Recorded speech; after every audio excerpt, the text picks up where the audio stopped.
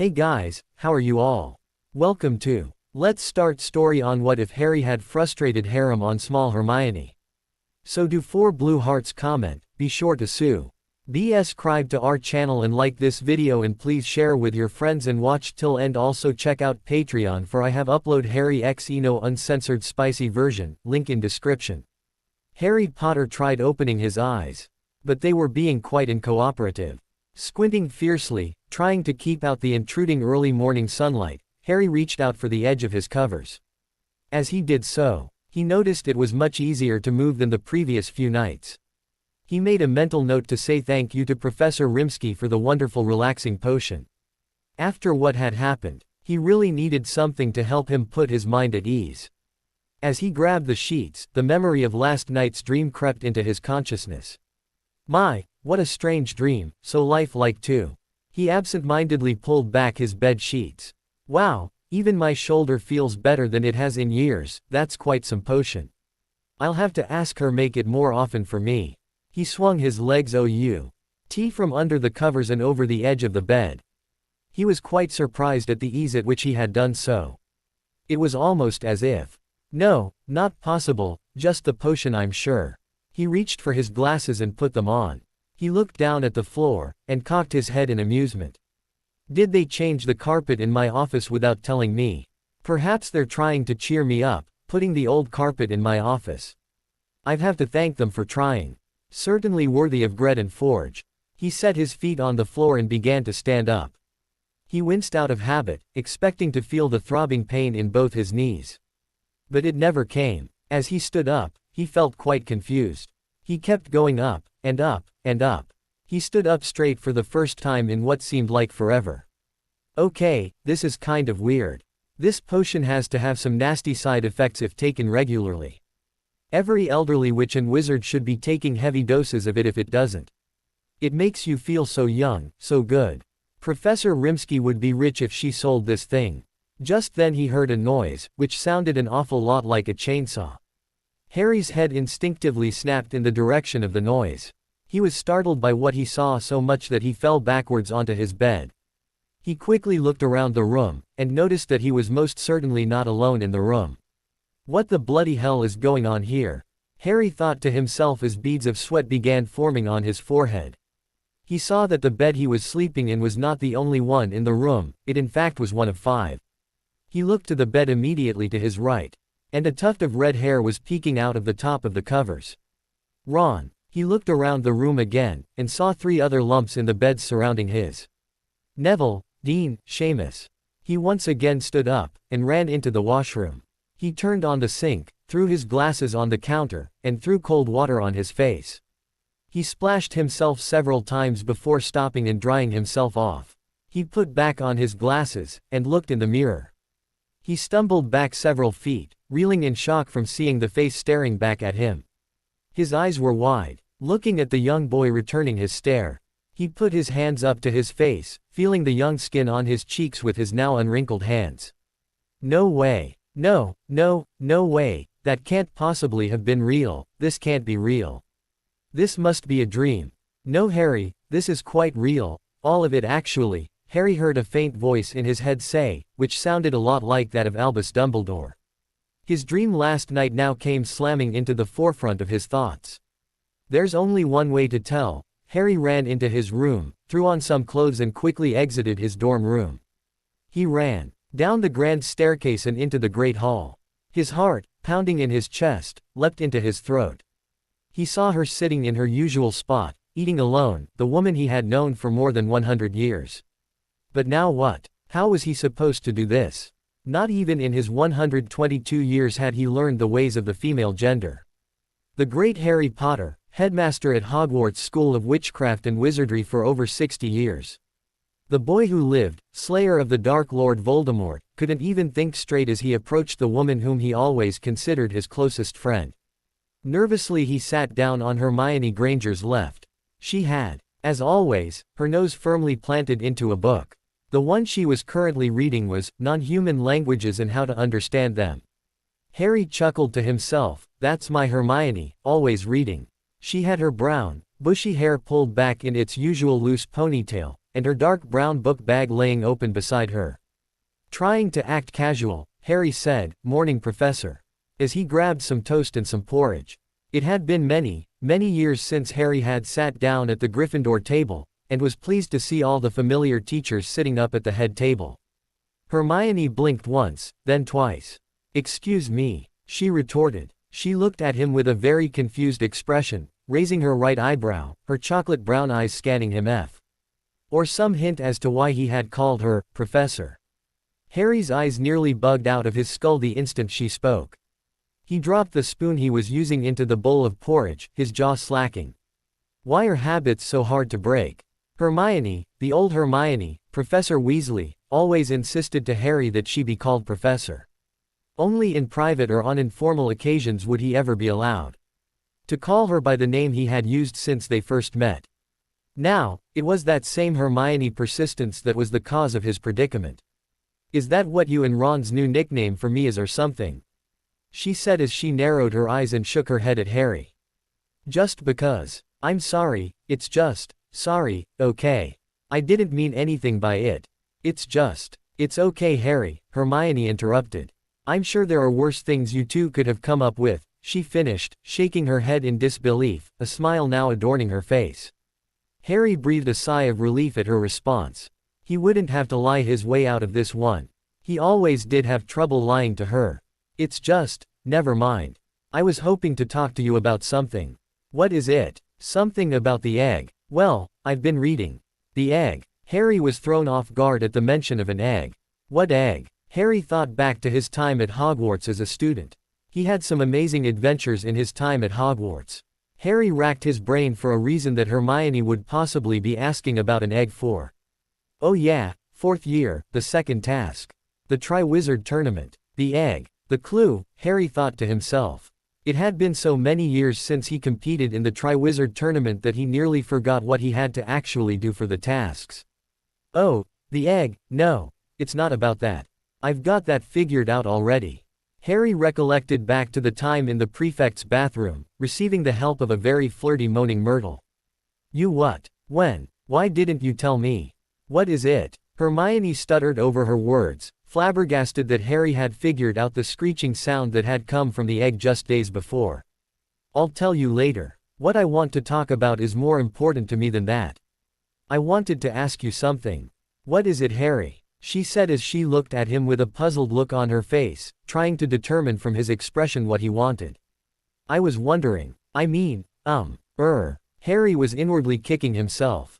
How could the most powerful wizard alive be reduced to a stammering, stuttering idiot in front of his best friend, someone he had always confided in? He never imagined that this moment would ever happen to him, but now faced with it, he'd much rather face Voldemort 100 times in 100 days than be doing this right now. Well, spit it out, she said, anxious to hear what was causing the boy who lived such a problem he couldn't speak properly. Wow, I'm just more nervous now than I've been in years. Harry, how can you be more nervous asking me a silly question than you were fighting a dragon, which in case you've forgotten, was all of a couple weeks ago. I distinctly remember you being quite nervous then. Hermione couldn't believe that Harry was nervous to ask her something. He had always come to her for help, and she was always more than willing to do so. Harry pondered this new, old piece of information. To him, it had been a long time since he used his firebolt to outmaneuver the Hungarian Horntail.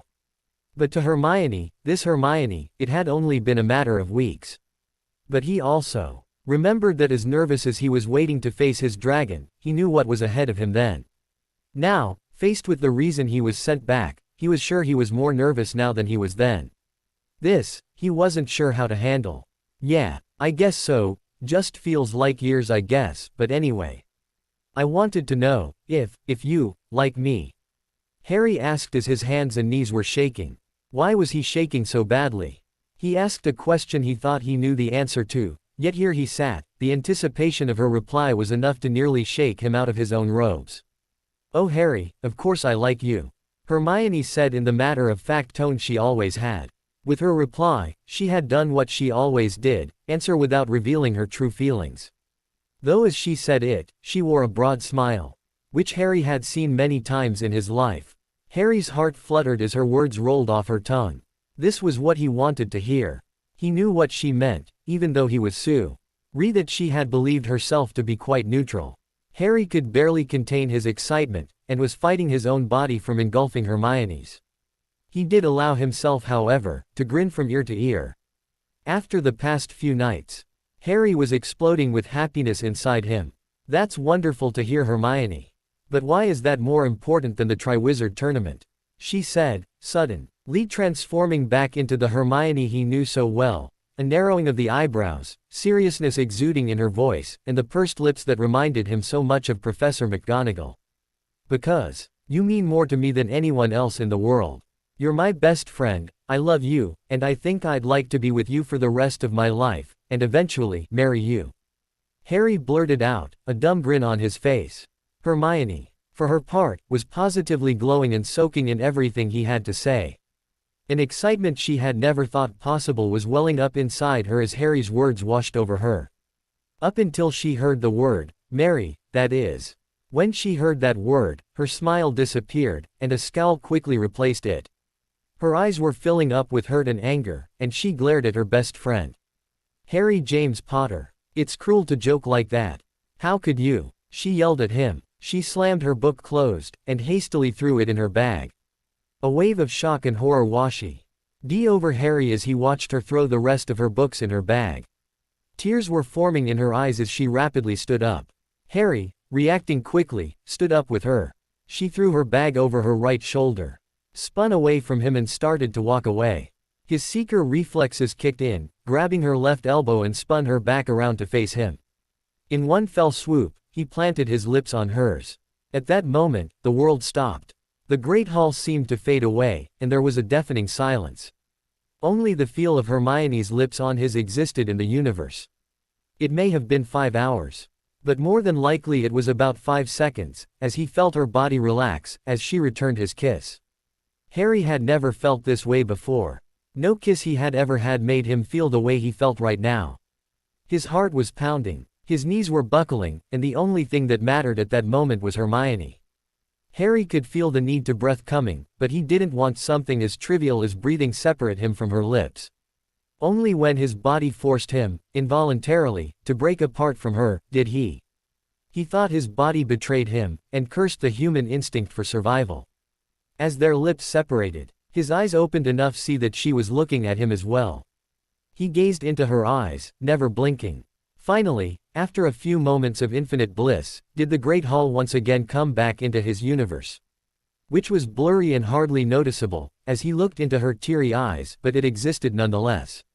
I wasn't joking, Hermione, Harry whispered, trying to force his voice box to work after the incredible sensation that had just occurred. He put his forehead against hers, his cheeks slowly turning red. Hermione, on the other hand, had her scowl replaced once again by her wide smile and cheeks as red as Ron's hair. Harry, how? She said as she looked at Harry's smiling face. Her knees were shaking, and her voice trembling. How did you know? Well, Hermione, would you like to be my girlfriend? He said as he let go of her elbow, moving his hand down to hers, and gently held her hand in his. Oh, Harry. Yes, of course, yes, Hermione replied, quickly kissing his lips again. Would you like to take a walk then? I'd love to, she said as her free arm made its way around his neck, pulling him down into another passionate kiss. As their kiss lingered, only now did their senses realize that there was an entire world surrounding them. They broke apart to whoops and hollers, winks and wolf whistles. They looked around the Great Hall and blushed at the attention they were receiving. Harry looked at Hermione, tugged her hand towards him, and led her out into the hallway.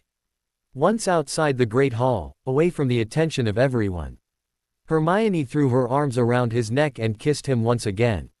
Harry had never felt this kind of passion before in his life. Never even with his former wife Ginny did he experience something this powerful. As they continued to kiss each other outside the Great Hall, the sound of footsteps filled the hallway, followed by a loud gasp. Harry separated from Hermione's lips and looked around to see where the noise came from. He tore his eyes away from Hermione and saw the source, Cho Chang, Harry's ex-girlfriend. Well, sort of ex-girlfriend. He was guessing by her reaction that He did in fact like him at this point in her life. She hurried by the two of them and into the great hall. Her cheeks are flushed and she glared at them as she walked by. "I think Cho just had a heart attack," he whispered into Hermione's ear. She looked at Harry with a confused expression on her face. Why would she care if we're snogging in the hallway? Jealous maybe. I don't know. Let's get going. Room of requirement sound okay? Room of what? I've never heard of such a thing. There's no reference to such a room in Hogwarts, a history. How could Harry forget that they didn't find the room of requirement until his 5th year? That was the year Dolores Umbridge was the defense against the dark arts teacher, and they needed a place to hold their meetings for Dumbledore's army. Dobby told me about it. He calls it the come and go room. It's really quite fascinating. It's on the 7th floor. Let's go, he said as he smiled at her. He grabbed her hand and dragged her upstairs until they were in front of a large, blank wall.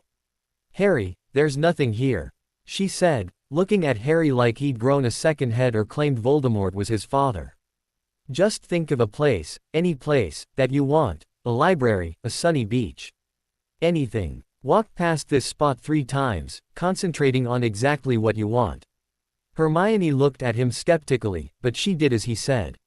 She closed her eyes, and began pacing back and forth, concentrating on a place where they could talk privately and comfortably. After the 3rd pass, she heard something coming from the wall. She opened her eyes, and her mouth fell ajar at what she saw. A large door had appeared where once there was only a wall. "Oh my Harry," she exclaimed as she opened the door. Harry chuckled at what he saw when he entered. It w. As no surprise that she would choose a cross between the library and the Gryffindor common room, complete with a comfy-looking couch and a roaring fireplace. Bookshelves lined the walls, a large coffee table was setting in front of the couch, and the room was decorated in Gryffindor red and gold. Brilliant Hermione. Thank you Harry. Now, what did you want to talk about? And how did you know about my feelings for you? Hermione asked as she tossed her bag onto the floor next to the table. She walked over to the couch and sat on the right side, curling her legs beneath her, leaning against the arm. She looked up at him with an expectant look on her face. Her big brown eyes were looking directly at his, her gaze taking his breath away. He gave her a goofy grin, and she smiled radiantly back at him. Harry paced back and forth in front of the fireplace, wringing his hands every few seconds and cracking his knuckles out of pure nervousness. His heart was racing and he was sweating profusely. Harry took a few deep breaths. Trying to compose himself, he tried his best to come up with some sort of explanation for his actions in the Great Hall. How could he tell her without outright telling her everything? He was still somewhat confused about everything himself. Finally, he came up with an explanation that wasn't too far removed from the truth. He took one final deep breath, and began. First, what I'm about to say is going to be a lot to take in, and I know that you're going to have questions, he said as he paced back and forth, looking like he was talking to the carpet with his head down the entire time. Knowing you like I do, probably a lot of them. So please, don't interrupt me. If I don't answer them in due course, I'll try my best to answer them afterward. Okay. Fina. LLY looked up at her after he stopped pacing. Hermione simply nodded, her expression full of curiosity and confusion. He resumed his nervous pacing, and once again addressed the floor. Well, I had this kind of dream. No, it was more than that, a vision, yeah, he said as his hands were also talking loudly, gesturing a lot more than he realized. It was way too real to be a dream. And in it, I just knew. It was like someone took me aside, outside this world, and showed me, well, everything. They showed me how you really felt, and I already knew how I felt about you. It's always been there, Hermione, my feelings for you. I just needed something to smack me in the head. He swallowed hard, for he knew the next part was going to take a leap of faith on her part. For this though, he wanted to look her straight in the eye. He wanted to see how her eyes reacted to what he was about to say. And there's more than that. He walked towards her, and sat on his knees, right in front of her so that he could look up at her, and properly gauge her reaction. It seems we're soulmates. Real soulmates. He held his breath, reaching out his hand and placing it on hers, which was sitting in her lap. Awaiting her response. Hermione, hanging on every word Harry was saying, had a look of shock and surprise when he mentioned the part about soulmates.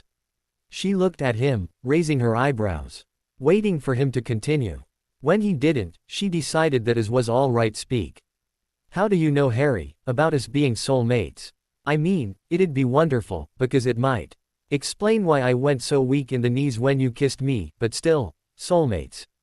She looked at him with curiosity in her eyes while biting her lower lip, not the anger or indifference he half expected. Then, as if on cue, Harry smiled and chuckled, thankful he was in the room of requirement. He saw it appear out of the corner of his eye, and turned his head to look at it, breaking the I to E contract he had been sharing with Hermione. Unsure of what Harry was smiling about, she followed his gaze, and discovered there was a book now sitting right next to her.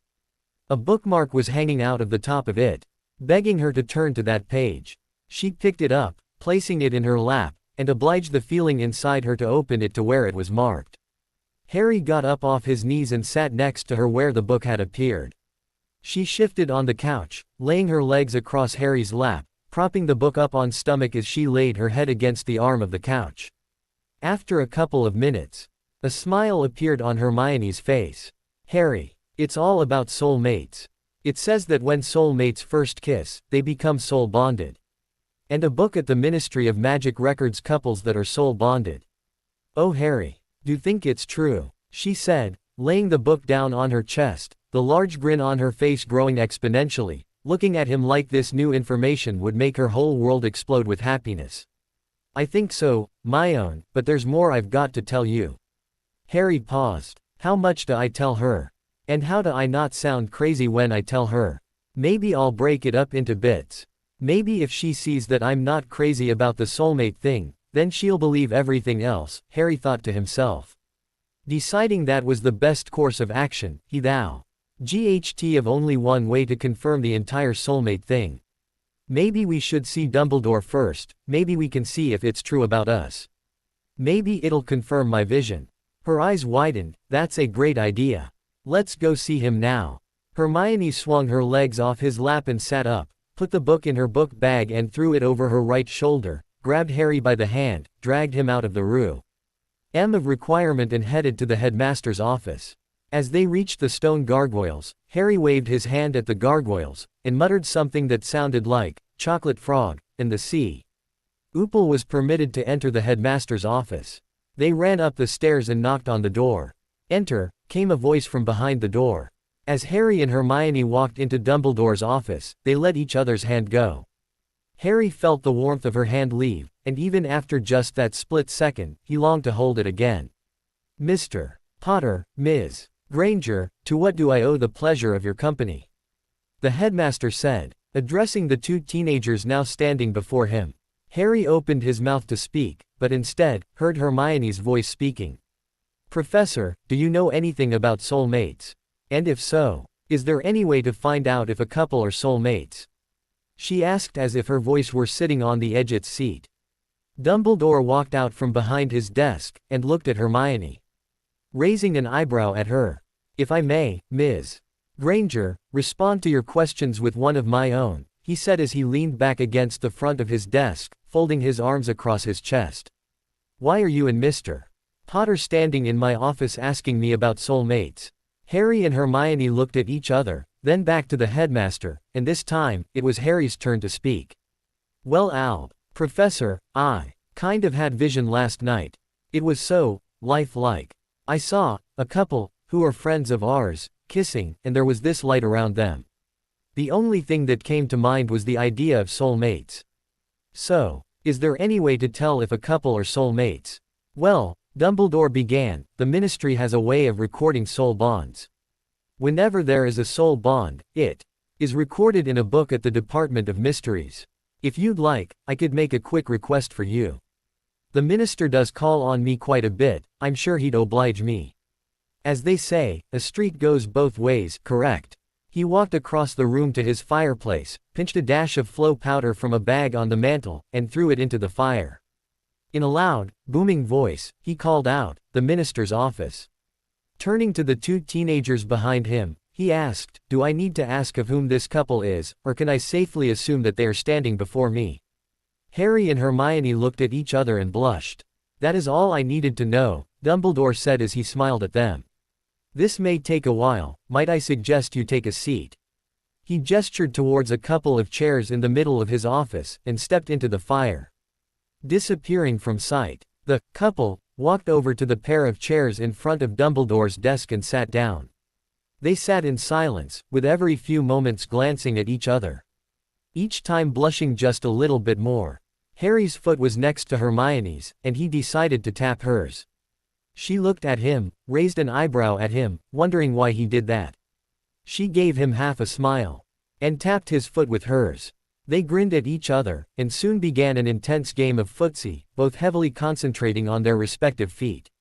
Harry felt it was both wonderful and strange at the same time to be flirting with Hermione.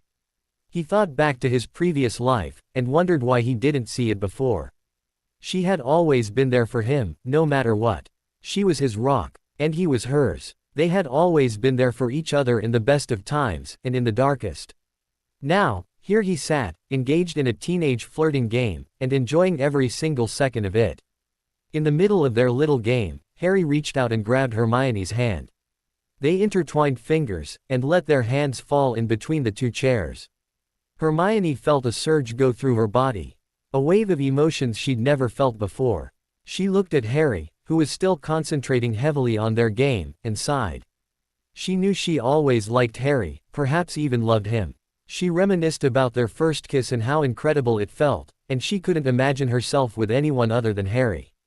What surprised her was that thought made her feel more joy than anything before. She knew now that she was, unequivocally, in love with Harry Potter. After a quarter of an hour, Dumbledore returned. Harry and Hermione stopped paying attention to each other and focused on the returning headmaster. He wore a puzzled look his face. He walked in front of his desk and once again leaned up against it. He unrolled a piece of parchment, and began to read from it. At 10:13 this morning, a soul bonding took place in the Great Hall at Hogwarts School of Witchcraft and Wizardry, between Harry James Potter and Hermione Jean Granger, officially making them Mr. and Mrs. Harry James Potter. The three of them looked around at each other with the same surprised reaction. However, Harry was the only one trying to act surprised. He knew. At least, he thought he knew. He was only told about it last night. Now, here he was, apparently married to Hermione. To her credit, she stayed remarkably calm through all this.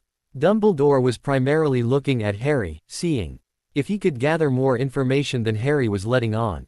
Harry noticed Dumbledore's gaze and guessed, correctly, that Dumbledore was using some form of legilimency. Of course, Harry thought to himself. How else would he know so much that was going on in this school? Now it makes sense. How else would he have known to bring up Voldemort when I was talking about Ginny in the Chamber of Secrets? Albus, you sly devil. To Dumbledore's surprise, he could not derive any more information out of Harry. Either he was losing his touch, or the young wizard sitting in front of him had become a master at occlumency overnight. Neither option seemed likely, but neither seemed to make sense. After a few tense moments, he broke the silence. Well, Mr. Potter and Miss I mean Mrs. Potter, I'm undoubtedly sure you have some questions regarding this matter. Hermione's eyes lit up at the sound of Mrs. Potter. Both Harry and Hermione were now sitting on the edge of their respective chairs. But before that, you should know that not many witches and wizards have soulmates. At least, not many are recorded in the book at the Department of Mysteries. The soul bond is one that is not well known. Speculation runs rampant on just how deep the bond truly goes. There have been reports that those who are soul bonded can feel each other's emotions, among other things. So, please, be forewarned, from this day forward, your lives will change. As of now, as far as the wizarding community goes, you two are officially married. You are husband and wife. Now, I do believe a congratulation is in order, and as he said that, Dumbledore flicked his wand, and 3 goblets of pumpkin juice appeared on a tray between the three of them. All three picked up a goblet. Dumbledore raised his, and the 2 newlyweds followed suit. A toast to Harry Potter and Hermione Granger, Mr. and Mrs. Potter, many happy returns and long lives lived. Hear, hear, he said as the 3 clanked together their glasses and drank down their juice. Now, Dumbledore said with another flick of his wand, and the goblets disappeared, I believe you may have some questions for me. Harry and Hermione looked at each other, then back to the headmaster. And Hermione was the first to speak. "Well, do you have any questions for the professor, Harry?" she said as she tilted her head and gazed at Harry. "Well, Hermione," Harry said, returning Hermione's gaze. Then turning back to Dumbledore. "I think we need some time to let this entire thing sink in. If you don't mind, Professor, perhaps we can come back later and revisit this subject. If we do have any questions." "That sounds like an agreeable arrangement to me. Now, I'm sure your friends would love to hear of the news. If I'm not mistaken, the rumor mill is working overtime as we speak. Best to squash the rumors as soon as possible. If there is nothing more, you are excused," Dumbledore said to the young couple. The two smiled at each other, nodded at their professor, got up from their chairs, turned around and walked out of his office. As they walked out of Dumbledore's office, their hands immediately found the others and they intertwined their fingers. They walked in step, slowly descending the marble staircase, both beaming from the news of their new connection with each other. They reached the bottom of the stairs. Hermione let go of Harry's hand, and quickly leapt onto his back, throwing her arms around his neck and her legs around his waist, making it quite clear she was wanting a piggyback ride. Harry instinctively caught her legs, and quickly adjusted her so that his elbows were underneath her knees. She was wrapped tightly around him, and Harry began walking once more, a large smile on his face. Halfway down the hall, she began placing small kisses on his neck, which had a strange effect on him. He began laughing and trying to snake away from her feathery light kisses. She laughed at him for trying to wiggle away from her, and purred in his ear. Harry felt a shiver go down his spine, and turned his head to look at Hermione. "So, what was that for?" Hermione sighed happily, and looked into the emerald green eyes of the stall Ion that was carrying her down the hallway. "My most wonderful dream just came true," she said as she smiled, buried her face in his neck and purred once more. After a little while, Hermione slid off Harry's back, and the happy couple walked arm in arm back to the Gryffindor common room in silence, stopping occasionally to kiss for various amounts of time. Finally, they reached the fat lady, said the password, and entered through the portal. Hermione said, "I'll be right back," kissed Harry on the cheek, and ran to her room. Harry watched his wonderful girl run up the stairs, the scent of her vanilla shampoo still fresh in his nostrils. He walked over to the fireplace and saw Ginny and Neville playing a game of wizard's chess. Neither of them seemed to notice him watching their game. Just then, Ron came stumbling down from the boys' dormitory, still half asleep, and saw Harry standing there. "Hey Harry, wanna grab some lunch? I'm starving." "I'll go grab my coat," and before Harry could respond, Ron had run back up the stairs. A few moments later, Hermione had come back to the common room, bundled up like she was ready to take a walk around the grounds on the cold, wintry afternoon. She had on her heavy black coat, which came down to her ankles, and her Gryffindor-colored scarf wrapped around her neck. She was smiling radiantly at Harry while she came down the stairs. Harry thought she looked absolutely wonderful. She walked over to him, staring directly into his eyes, and without thinking, snaked her arms around Harry's neck and kissed him. Harry wrapped his arms around her and kissed her eagerly back. A room full of flabbergasted students were soon staring at the kissing couple. Neville, Ginny and Ron, along with everyone else in the common room, were all gawking at them. And the three had severely different reactions. Neville was just plain surprised. Ron looked like he took a bludger to the stomach. But Ginny wore the worst expression of the three. She had the look of a girl who had just had her heart broken.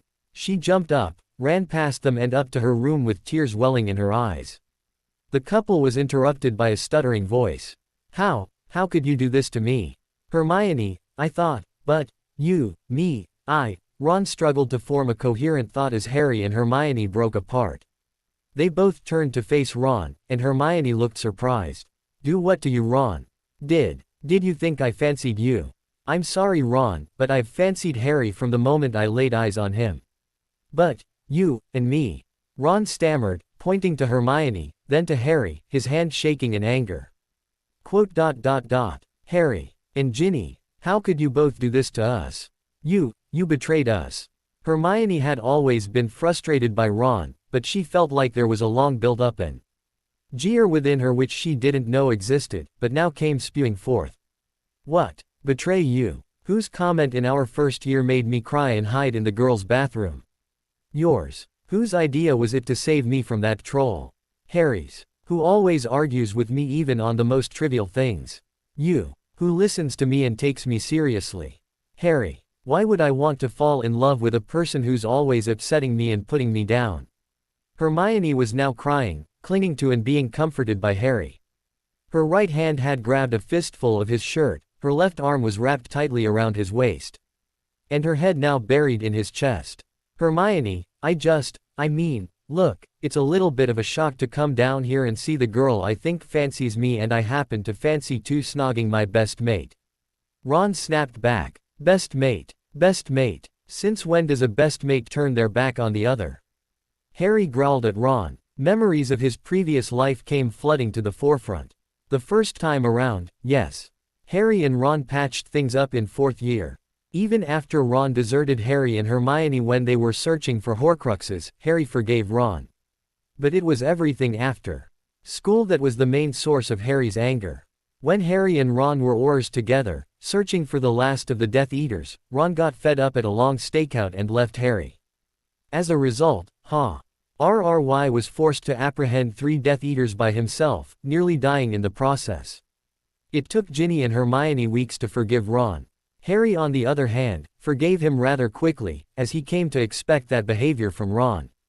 But Harry never forgot. When Ron married Hermione, instead of becoming closer and fighting less, they slowly started to argue more. Ron had, on several occasions, blown up so badly that he left Hermione.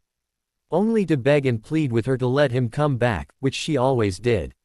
But one day, Hermione confided in Harry and Ginny, that when Hugo, her youngest child, graduated from Hogwarts, she would divorce Ron. And when that day came, she stayed true to her word. Ron's temper knew no bounds that day, yelling and screaming at Hermione once more, only this time it was in front of Harry. Harry and Ron had a row to end all rows, with Ron insulting Hermione, Harry fiercely defending her. On that day, Ron lost both his best friends, and Harry never forgave Ron after that. Now, here Harry stood.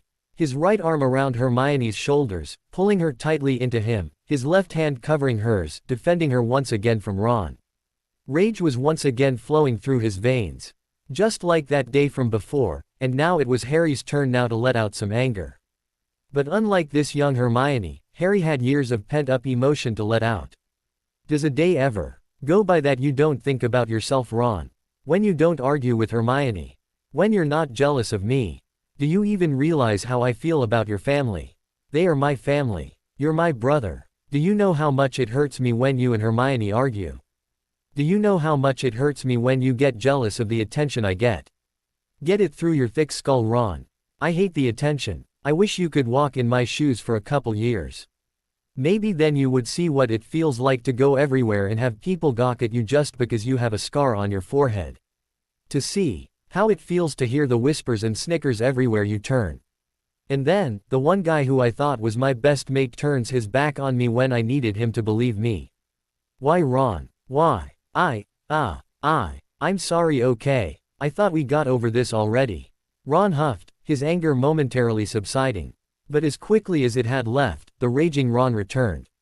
And besides, didn't you see the look on my sister's face? How insensitive can you be? Ron's voice was getting as loud as Harry had been. You two should know better than anyone that Ginny is madly in love with you, Harry. And you, Hermione, you're her best girlfriend. How could you snog Harry in front of her like that? And what about me? But at least I won't be crying my eyes out like Ginny is. When Ron said that, it finally dawned on Hermione what that red flash had been when she opened her eyes after kissing Harry. Oh, Ginny, she muttered as she proceeded to push past Ron and make her way to Ginny's room. With Hermione's departure, the tension in the air thickened 100-fold. Harry and Ron were now glaring at each other, their eyes never leaving the others. Wow, Harry, you and Hermione, huh? Come on, you knew I liked her. Yes, Ron, but I love her. But, you knew. And I never got a chance. Oh, Ron, Harry said, shaking his head, if only you only knew the chance you had. What chance? What chance? Ron yelled and went for his wand. But before Harry could react, another voice came into the conversation. Ron, you get Don't you ever listen to Hermione. Maybe for once you should actually listen, she's the smartest witch in the school. Maybe you'll realize that most of the time you're wrong. Boomed the voice of one Neville Longbottom. Harry looked around, and apparently, the private conversation that he thought that they were having, had become, well, not so private. There seemed to be a mass of fellow Gryffindors forming a semi-circle around them, most of them nodding, seemingly in agreement with what Neville had said. Dean Thomas, Seamus Finnegan, Lavender Brown, Parvati Patil, Katie Bell, Alicia Spinett, Dennis and Colin Creevey, and several others had formed the circle. Harry heard mutterings from the crowd, sounding a lot like, "Yay. You tell, Neville," and, "the git." Harry stood in stunned silence. He remembered back to his previous time at Hogwarts, when he had always let Ron and Hermione have their rows. Perhaps, he thought, I was wrong to let them go at each other. Ron, seeing he was outnumbered, pushed past the crowd, steam still coming out of his ears, but with his figurative tail between his legs. The crowd quickly dispersed after Ron left. Neville, however, came up to Harry. "I'm sorry about that, Harry, but to be honest, I've been wanting to say that for a while. I've always liked Hermione too, to be honest. But it seems right that you and her are together. I saw how you two were, and it just looked right. Congrats, mate." Harry looked at Neville square in the eye, and smiled at his fellow Gryffindor. "Thanks, Neville, that means a lot to me. And before you ask, yes, I do love her, more than I can ever describe." Harry went and sat down on the couch in front of the fireplace. "Hey Neville, I don't think Ginny is going to come out anytime soon, and I get the feeling Hermione isn't going to either. Wanna continue where you guys left off?" Harry said as he pointed to the chessboard.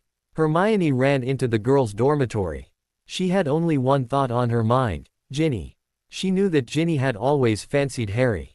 She couldn't imagine the torment that was going on inside her friend's heart and mind. Kissing Harry in front of Ginny was probably the worst thing she could have done, at least without warning Ginny beforehand.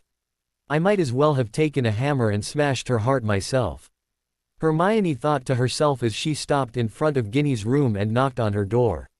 No answer. She knocked again. No answer. "Ginny, I know you're in there." She knocked once more. "Go away." A voice from behind the door yelled. "Can't I come in? I want to explain." "Go away. Ginny, please." Hermione pleaded. "You're the closest thing I have to a sister. Please let me in." "Go away." Hermione, huffing in frustration, decided to try a different approach. "Ginevra Molly Weasley, open this door right now or I'll open it myself," she yelled. After a long pause, Hermione heard the distinct sound of the door unlocking.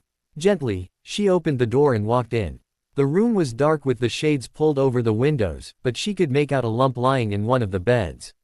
She walked over and sat down next to Ginny, who had her face buried in her pillows, crying her eyes out.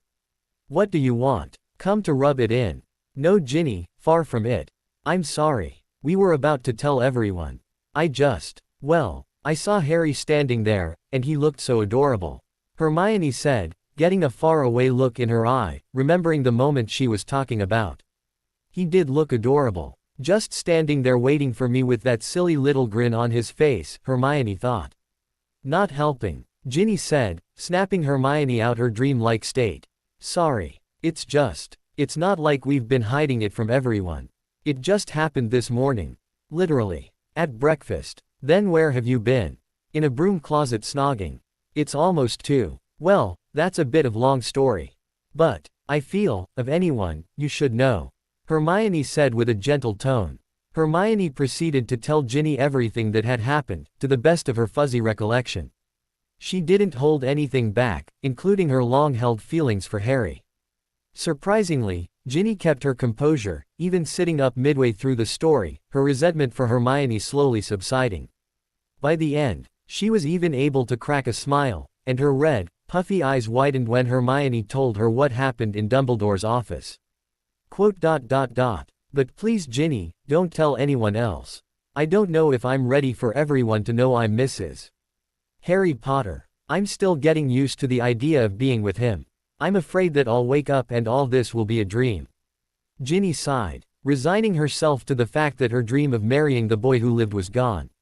"Well, I suppose if I can't have Harry, he should be with the best witch possible, and I know of only one person that would fit that description. Just give me some time, Hermione. And don't worry, your secret is safe with me. Ginny hugged her best friend as tightly as she could, trying her best to convey a sense of, no hard feelings. Okay, Ginny. I'll let you be for now. I'm going to go find Harry. Remember, you're still my best friend, my sister. Hermione got up from Ginny's bed and quietly walked out of the room. She descended the stairs and made her way back down to the common where she found Harry sitting on the couch playing chess with Neville. Harry was hunched over, elbows propped up on his knees, his hands holding his head up. His eyebrows were narrowed as he was concentrating very hard on his next move. Neville was sitting cross-legged on the floor, staring blankly at the chessboard in front of him, sitting opposite of Harry. She walked over to the two boys, and neither seemed to notice her. Harry made his move, and glanced in her direction after he noticed someone in his peripheral vision. He looked up to see who was standing there, and his face lit up when his eyes made their way up to her face. Hermione couldn't help but smile brightly back at him, her eyes lingering on his, which seemed to sparkle every time he looked at her. I could definitely get used to that look, she thought to herself. Seeing him react like that felt amazing to her. She plopped down on the couch to the left of Harry. She leaned back into the cushions, wanting to be more comfortable than sitting up with Harry. He watched her sit down, the smile never leaving his face. He turned his attention back to his game. And she snaked her right arm around his waist. He in turn brought his left hand down from his face and intertwined his fingers with hers. She sighed with delight, thinking about this most wondrous of days. After a few minutes, she sat up and placed her chin on his shoulder, looking over and studying the current game between the two boys. It was quite apparent that Harry was losing. He never had a knack for the game. She turned her head so that her lips were right next to his ear, and whispered softly, "Want to go for a walk after you're done losing?"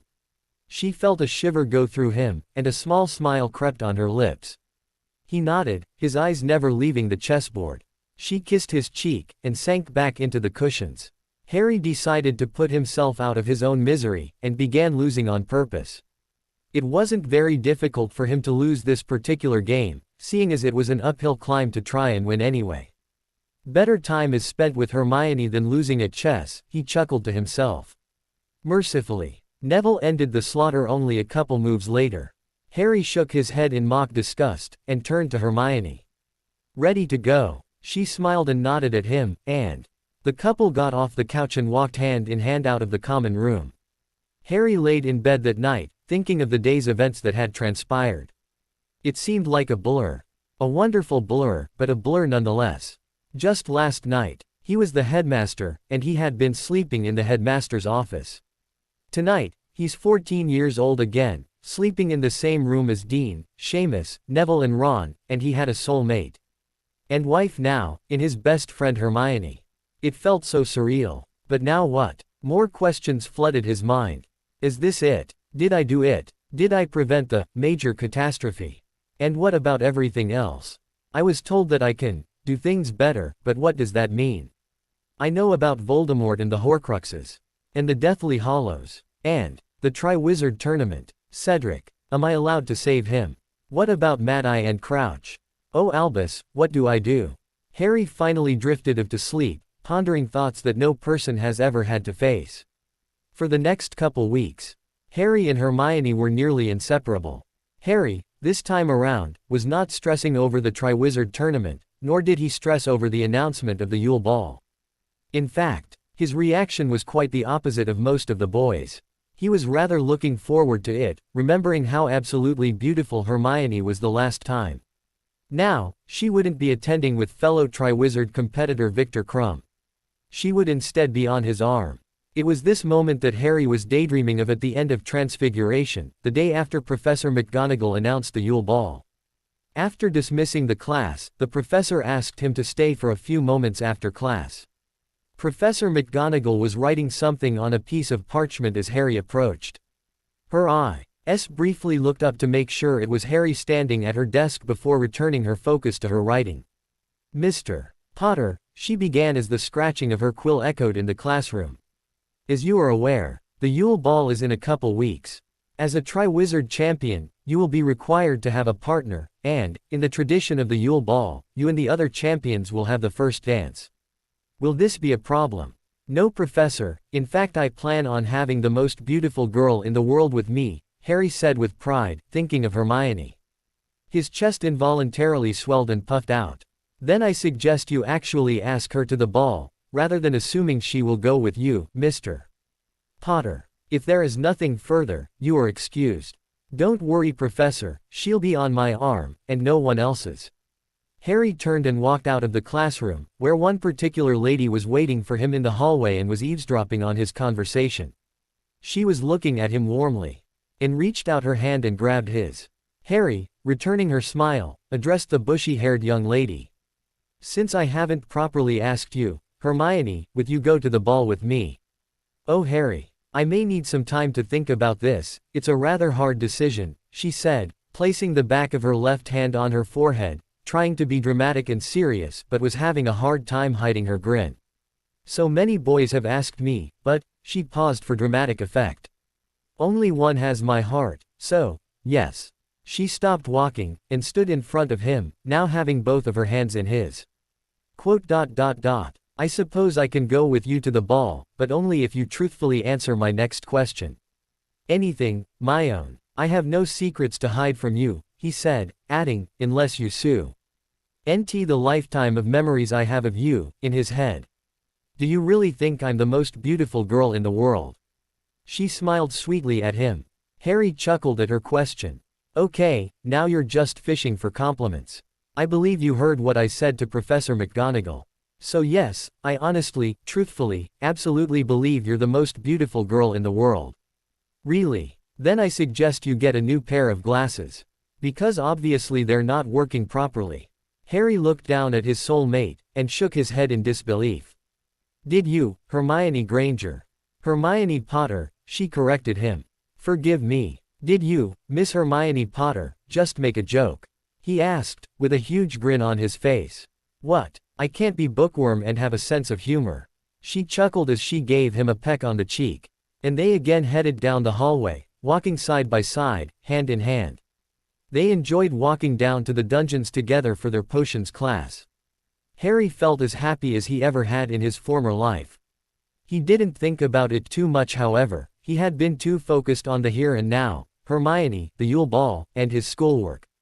He had forgotten just how much work it took to be a student at Hogwarts.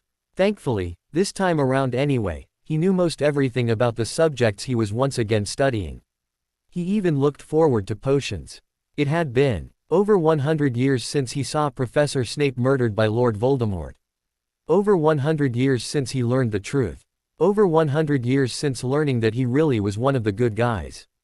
He risked his life every time he went to Voldemort's side. Now, here Harry was, once again, finding himself in the crosshairs of the snide comments of one Severus Snape, and in some weird way, he was enjoying it.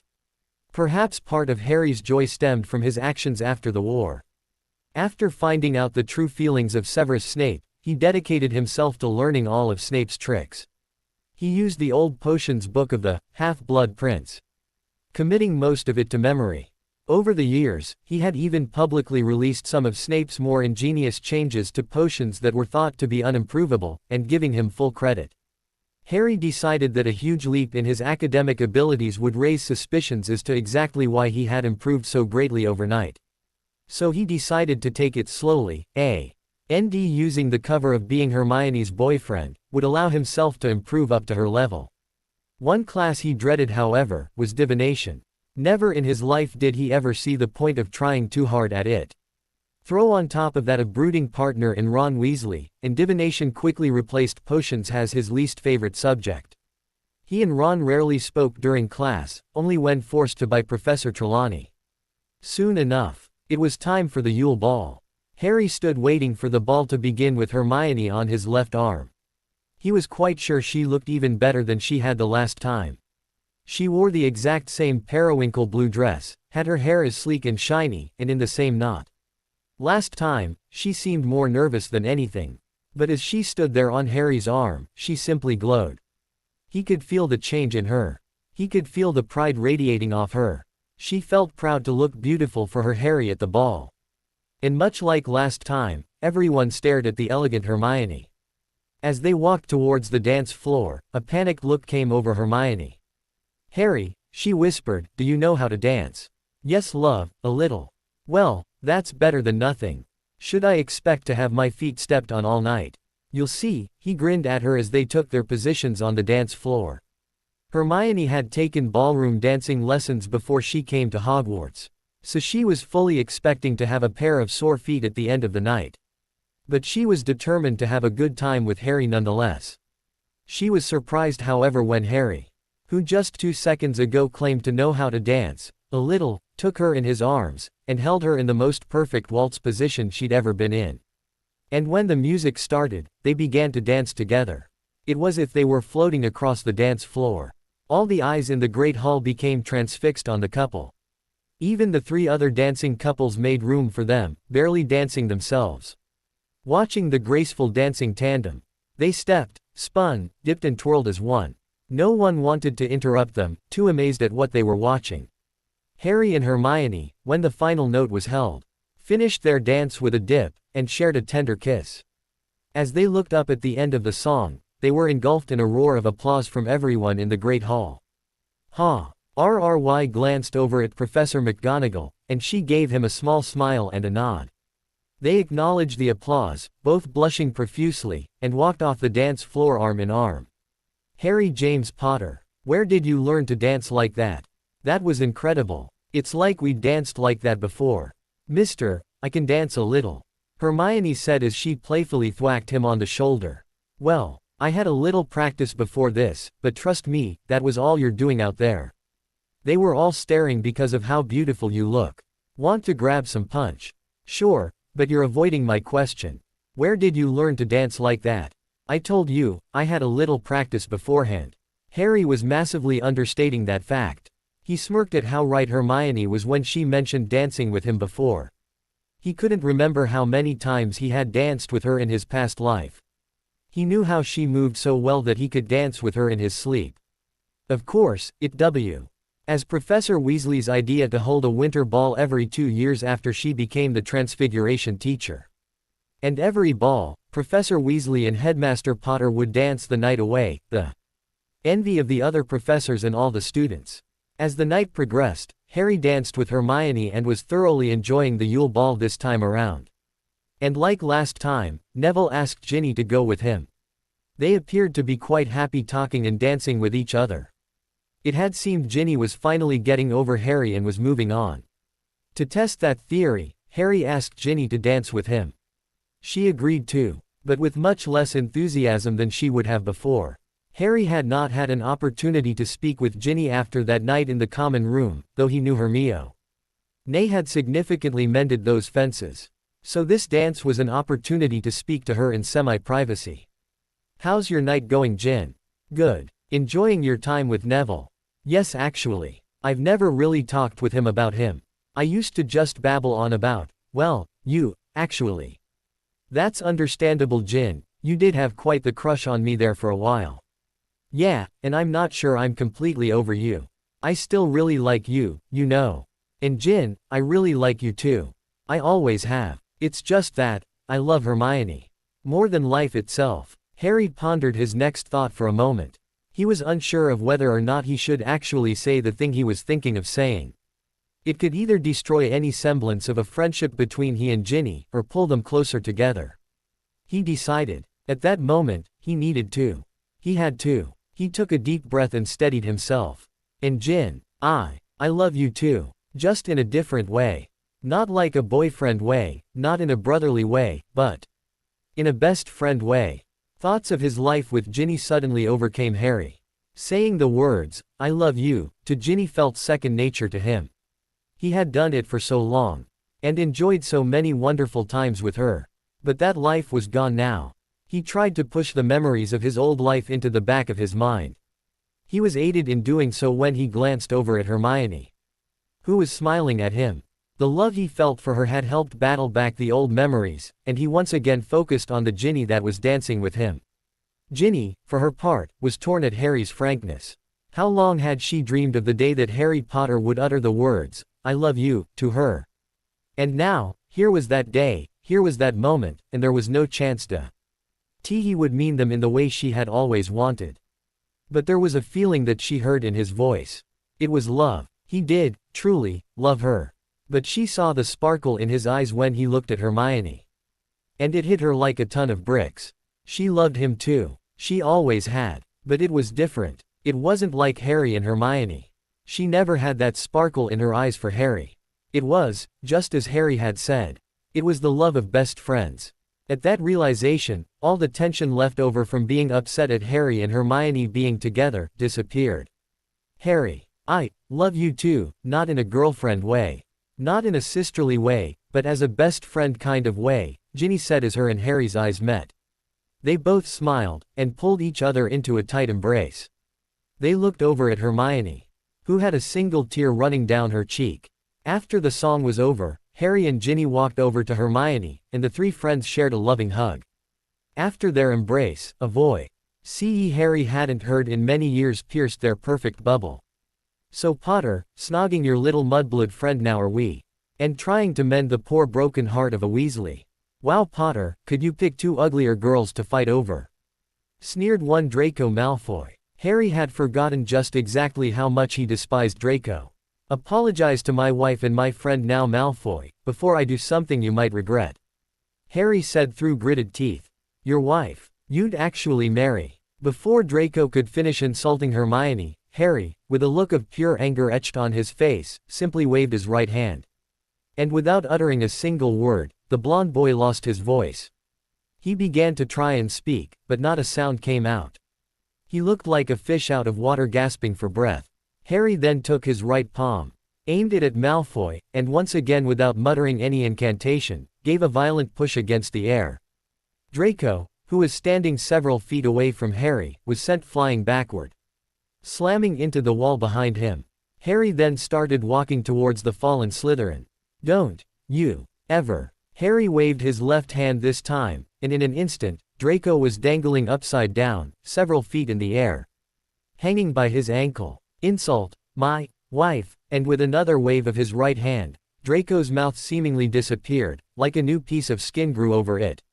Again, and with one more flick of his wrist, Harry sent his rival floating across the room, spinning slowly by his ankle like a top. Several non-Slytherins were laughing and pointing at Draco as he floated past them. Hermione and Ginny simply stared at Harry in disbelief. Harry walked back over the two girls, who were now being joined Neville.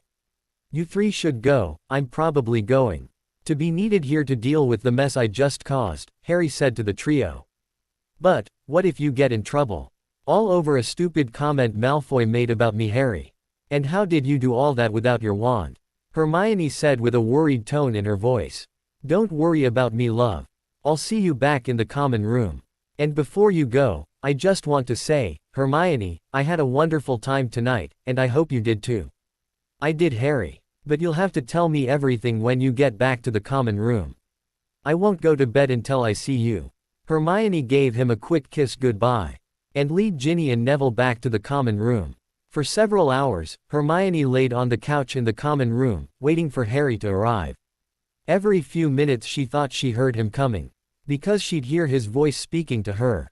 I love you Hermione. I really want to be with you Hermione. Draco Malfoy will no longer insult you my beautiful wife, that I promise. Every time she heard him, she glanced around the room, but he wasn't there. Wow, I've really got Harry on the brain tonight, she thought to herself.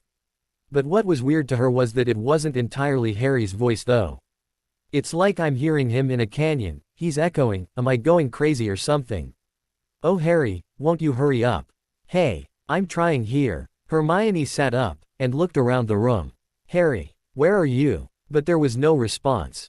I could swear I heard him, like he was answering me, that was really weird, she thought to herself. Several minutes later, she heard him again. I wonder if my sweetheart is still waiting for me. And without thinking about it, thought to herself, of course I am silly, I told you I was going to. There was a long pause, and she heard him again, Hermione. Where are you? Hermione chuckled to herself, thinking how absolutely ridiculous she was being, not only creating a mini Harry in her head, but talking to it. Just to amuse herself, she replied again to mini Harry's voice.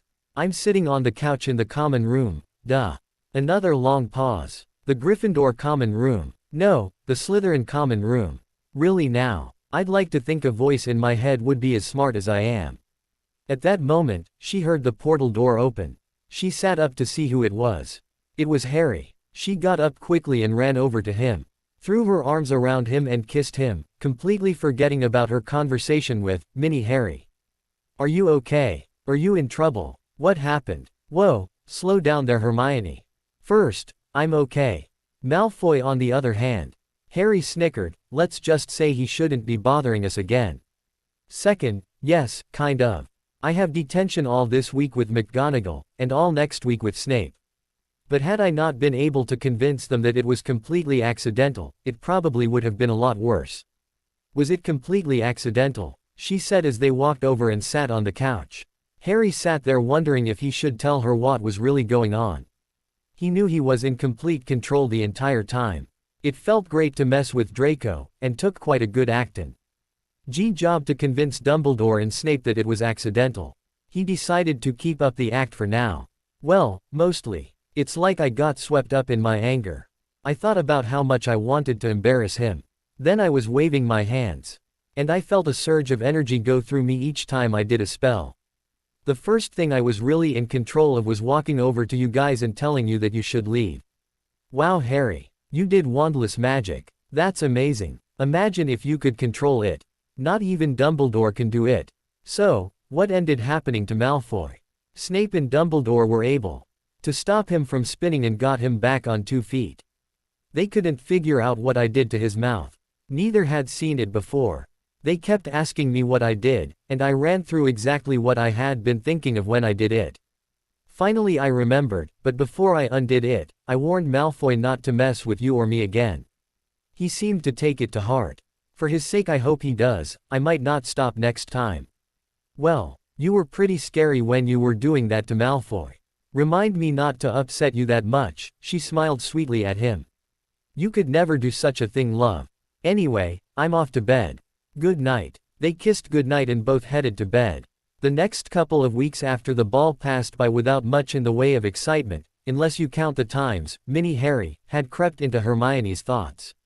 While she rather enjoyed hearing Harry in her head, especially the times when it seemed like he had a mind of his own, it was getting kind of annoying. She was hearing him more and more. And it was starting to worry her. It seemed, Mini Harry happened to say hi mostly when she was taking notes in class, which made it really hard to concentrate on her note-taking. The worst class was History of Magic. Hermione, Hermione, Myone, Myo1, Myone, Myone, Myone. Ah, Mini Harry. Stop it. I'm trying to concentrate. Mini Harry. What about it? Mini Harry. Is that my name now? What else am I supposed to call you? Voice in my head that sounds a lot like the Harry whom I love very much. Ah, that's sweet. I like that better. Og, I am not having this conversation anymore.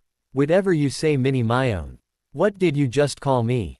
Mini Myone. Why? Because you called me Mini Harry. Therefore you are Mini Myone. Ah, why do you always bug me when I'm taking notes? Because I get bored during note-taking sessions like this.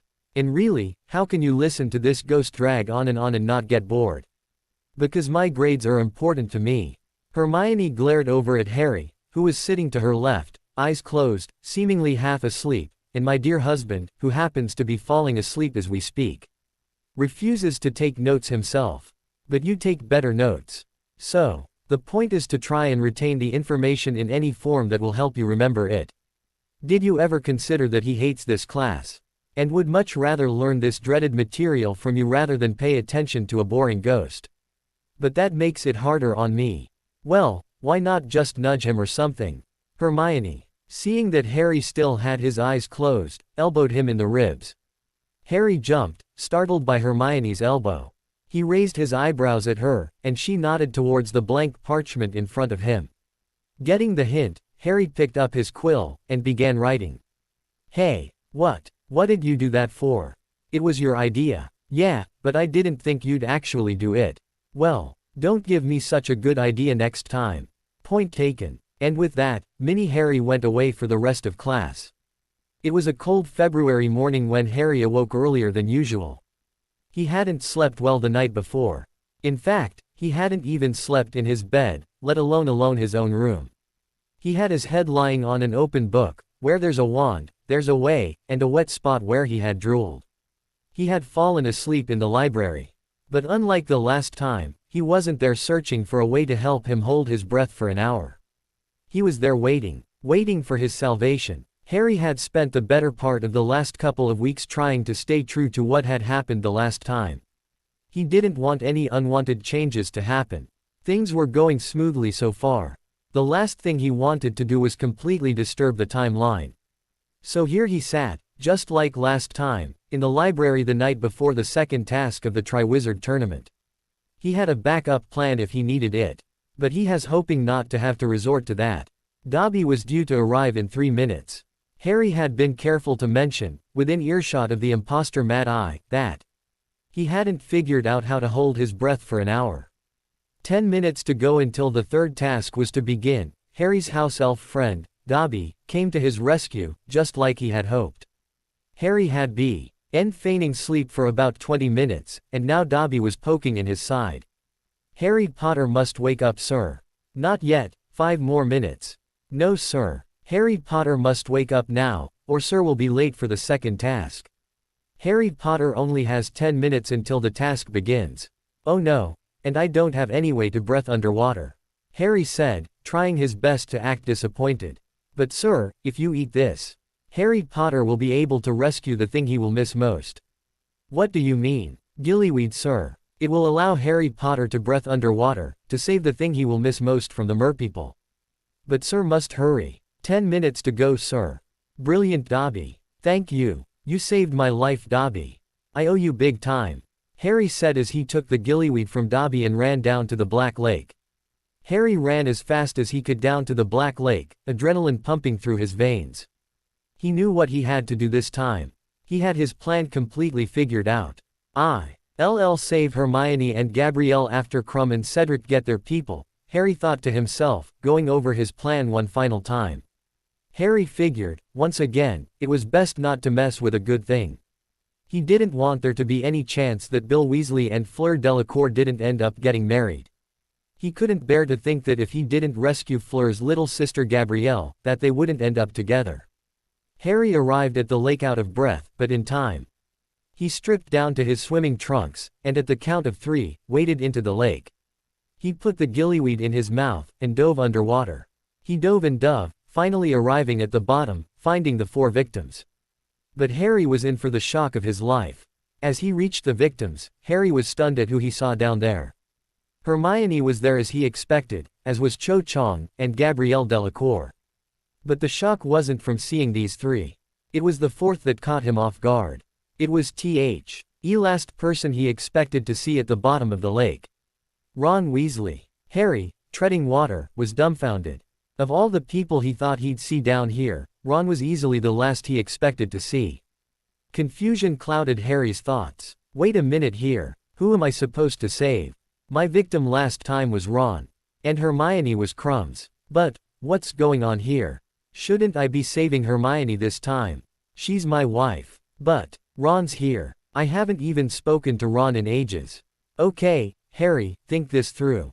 Cho is for Cedric. That's obvious. Gabrielle is for Fleur. Dido on the obvious point.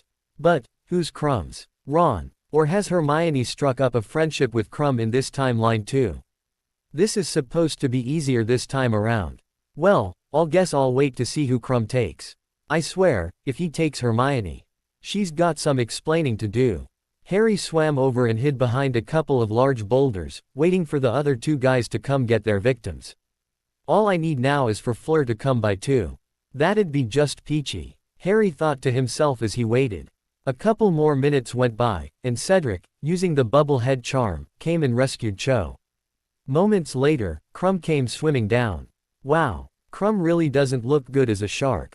Now came the moment of truth. Harry watched closely. And Krum took Ron. What in the bloody hell is going on here? Well, at least my darling wife is off the hook now, Harry thought sarcastically as he swam up to get Hermione. After releasing Hermione, he turned his attention to Gabrielle. The merpeople guarding her immediately tried to stop Harry. But he raised his wand, and wordlessly casted a shield charm around himself and the two girls. Once he released Gabrielle, Harry took both girls and began swimming towards the surface. Thinking quickly, Harry pointed his wand towards the bottom of the lake, and once again, casted a spell by just thinking about it. But with this spell, a beam of energy came from the wand, propelling Harry very quickly towards the surface. As he sped upwards, Harry could have sworn he saw two humanoid blurs carrying two other humanoid blurs as he went jetting past them. Within a matter of seconds, Harry had come to the surface, shooting out of the water with his two victims in tow. After breaking the surface of the lake, Hermione and Gabrielle awoke from their slumber, and Harry swam them to the shore, and waited in the shallow water until the gillyweed wore off. After a few minutes of waiting, Cedric came up with Cho, and soon after, Krum with Ron. When Harry saw Krum and Ron, the gillyweed was starting to lose its affect.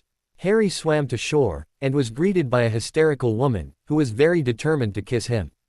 But as Harry was engulfed by the woman, he noticed that the young lady who had taken a hold of him had the blondest of blonde hair that Harry had ever seen. "You saved her, even though she was not your hostage. How can I ever thank you?" Fleur said hysterically as she grabbed Harry's face and kissed each cheek twice. Harry's cheeks immediately turned red, and muttered a barely audible, "You're welcome." He walked over to Hermione, who looked none too happy with her arms crossed, eyes narrowed. She was wrapped in a large white towel, and her hair was still dripping wet. "What do you think you were doing?" Hermione said as she was glaring at Fleur and Gabrielle, who were embracing. What? Was all the Harry could spit out. "What do you think you were doing, saving her little sister? Why didn't you just save Cho while you were at it too? What are you talking? Oh, yay. I saw Fleur get caught up in the Grindylows. And I didn't want to leave her sister down there, so I got her too. Wait a second. Why should I apologize for rescuing her?" Hermione slowly cracked a smile at his reaction, and snuggled up to him. "My hero," she said as she looked up at him and batted her eyelashes. "Oh you little minx," he ate through a wide grin as he looked into her eyes, wrapping his arms around her tightly. "You know, you're really teasing him right now, you know that right?" said Mini Harry. Hermione nearly jumped out of Harry's arms as she heard the voice in her head again, but she quickly snuggled back up to him. "So what? He loves me. And he loves you too. But right now, I don't want to be a party pooper. But I think there's a water beetle in your hair right now. You feel that? How? Just grab it, will ya?" And as Mini Harry said that, she reached up and grabbed the beetle he was talking about. As shocked that there was actually something there. She looked at the beetle, and showed it to Harry. "Harry, look, a water beetle. It's cute." Harry examined the beetle, and his eyes widened. He withdrew his wand and said quietly, "Accio rock." Then suddenly, in mid-flight, the rock turned into a small jar, and with the skill of a seeker, Harry snatched the jar. "Hermione, put it in the jar." "Harry, that's mean to do to a beetle. We should let it go." "No, my own, put it in the jar, now. You heard the man Minnie, my own. I think we should trust him on this one," Mini Harry chimed in. Okay. Here you go," Hermione sighed. And with that, she put the beetle in the jar. Harry quickly got another rock and transfigured it into a lid, and slammed it shut. He then pointed his wand at the jar and muttered something under his breath. And the jar glowed for a couple seconds, then went back to normal. "Got ya. No more snooping around Hogwarts for you," Harry said to the beetle, seeming to mock it. "And I wouldn't attempt to transform in there. The likelihood of you surviving is as likely as a nargle in my nose." "Harry, what are you going on about? Mocking a beetle in a jar is hardly funny." "Yes, well, this isn't just some beetle, Hermione. Take a look around its eyes, notice anything." Hermione took the jar from Harry and examined the beetle. After a few moments, her eyes went wide. "Oh my Harry, that beetle looks like..." "Yes Hermione, you're right. It's Rita Skeeter. Most people would be basking in the glow of holding first place in the Triwizard Tournament, but not Harry Potter." His mind was on the beetle currently being kept in the small jar he was holding. Thoughts of the horrible stories Rita Skeeter had written about him were certainly fresh in his mind. He remembered had Rita had been in Hermione's hair the last time, and he was not going to let her write another horrible story. Harry wanted to find out what exactly she was up to. He and Hermione took Rita up to tea. He room of requirement after the announcement of the third task. Hermione chose the same room she had chosen to hear Harry's explanation of why he had kissed her. Harry sat Rita's jar on the floor in front of the fireplace. Hermione sat down on the couch as Harry paced back and forth in front of the jar. After a few minutes, Harry pointed his wand at the jar, and shouted, "Engorgio." Soon, the jar was big enough for a human being to occupy, not comfortably, but somewhat. "There, now you can stretch out your legs, Ms. Skeeter. And I suggest doing so, for my patience with you right now is quite thin," Harry said with an edge to his voice. Rita took his advice, and morphed back from her beetle form. She looked quite annoyed to be imprisoned in a jar. "Let me out, Harry, or the public will know of your kidnapping," Rita shouted through the glass. "Are you going to leave out of your story the part about you being an unregistered animagus, Ms. Skeeter?" Rita opened her mouth to say something, but decided against it. "That's what I thought. This going to be an interview? I ask, you answer. And why would I do such a thing? Because you volunteering information is better than this." Harry pointed his wand at Rita and shouted. Legilimens. Harry delved into the mind of Rita Skeeter. People and places Harry didn't know went flying by, undoubtedly past events in Rita's life. The first thing he recognized was the small broom closet in which Rita interviewed Harry. At that sight, Harry released her from the spell. "Do we have an understanding, Ms. Skeeter? How dare you?" She spat as she was clutching her forehead in pain. "Who do you think you are?" "Harry, what did you do?" Hermione asked in concerned voice. Harry looked over at Hermione. "I'm getting much needed answers from someone I don't particularly like," Harry said with narrowed eyebrows. He then turned his attention back to Rita. "Now, do we have an understanding, Ms. Skeeter? I prefer you just answer questions, but I'm sure can get some from you whether you give them to me or not." Rita sat there mulling over her options. She didn't like having her memories shown to her teenage captor. She thought she might be able to lie her way out of this. Or perhaps she wouldn't need to divulge any real information. "Fine. What do you want to know about? What story were you working on? You'll just have to read it when I write it." Wrong answer. Legilimens. This time, Harry went straight for things he wanted to know. He saw Malfoy and Pansy Parkinson talking to Rita. They were talking about Harry and Hermione. Then came Crumb, talking about a girl whom he was getting close to, but who had just stopped communicating with him. The next interview was of Ron. Ron looked quite angry. He was talking about being stabbed in the back by his two best friends. There was then a flash of two boys being interviewed at the same time, but as soon as Harry saw who they were, he immediately pulled out of Rita's mind. Harry was panting hard, and Rita was moaning in agony. She was slumped against the jar, clutching her forehead. Harry had a look of bewilderment on his face. "You were writing about us. Why? What did we ever do to you? What's the matter, Harry? Can't face the truth?" Rita said as she tired to catch her breath. "Can't face the fact that you two destroyed the hearts of not one, but three separate people? Well, at least you, Harry, only smashed the dreams of a little girl. Last I heard she found someone decent. But that tramp you call a girlfriend stomped all over the hearts of two fine young men." "What are you talking about?" Hermione said, half crying and half yelling. "What? You didn't know that you held in your hands the hearts of two, well I guess now three, different boys. First, cozying up to the best friend of Harry Potter. Then the Quidditch superstar Victor Crumb, and now the world-famous Harry Potter himself. I must say, Ms. Granger, you certainly have a taste for glory, don't you?" Rita then turned her attention to Harry. "That's what scared you, didn't it, Harry? That Victor and young Mr. Weasley had come to me, together, to talk about your little girlfriend." Hermione now had two long rivers of tears running down her face.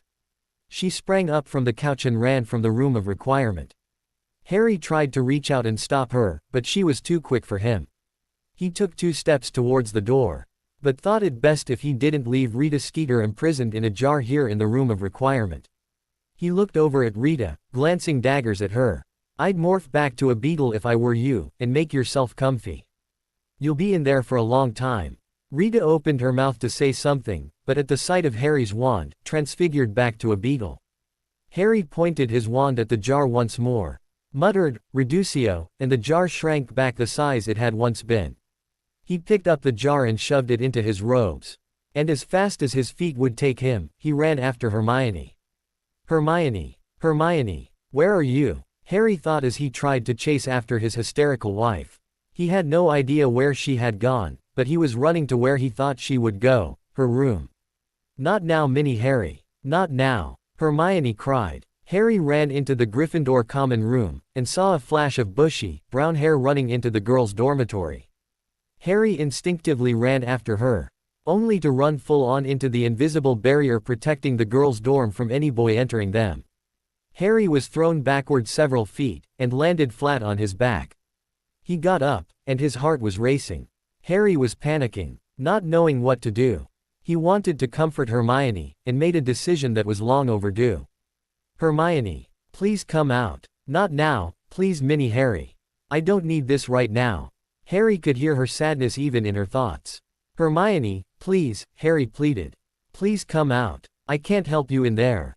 What are you talking about?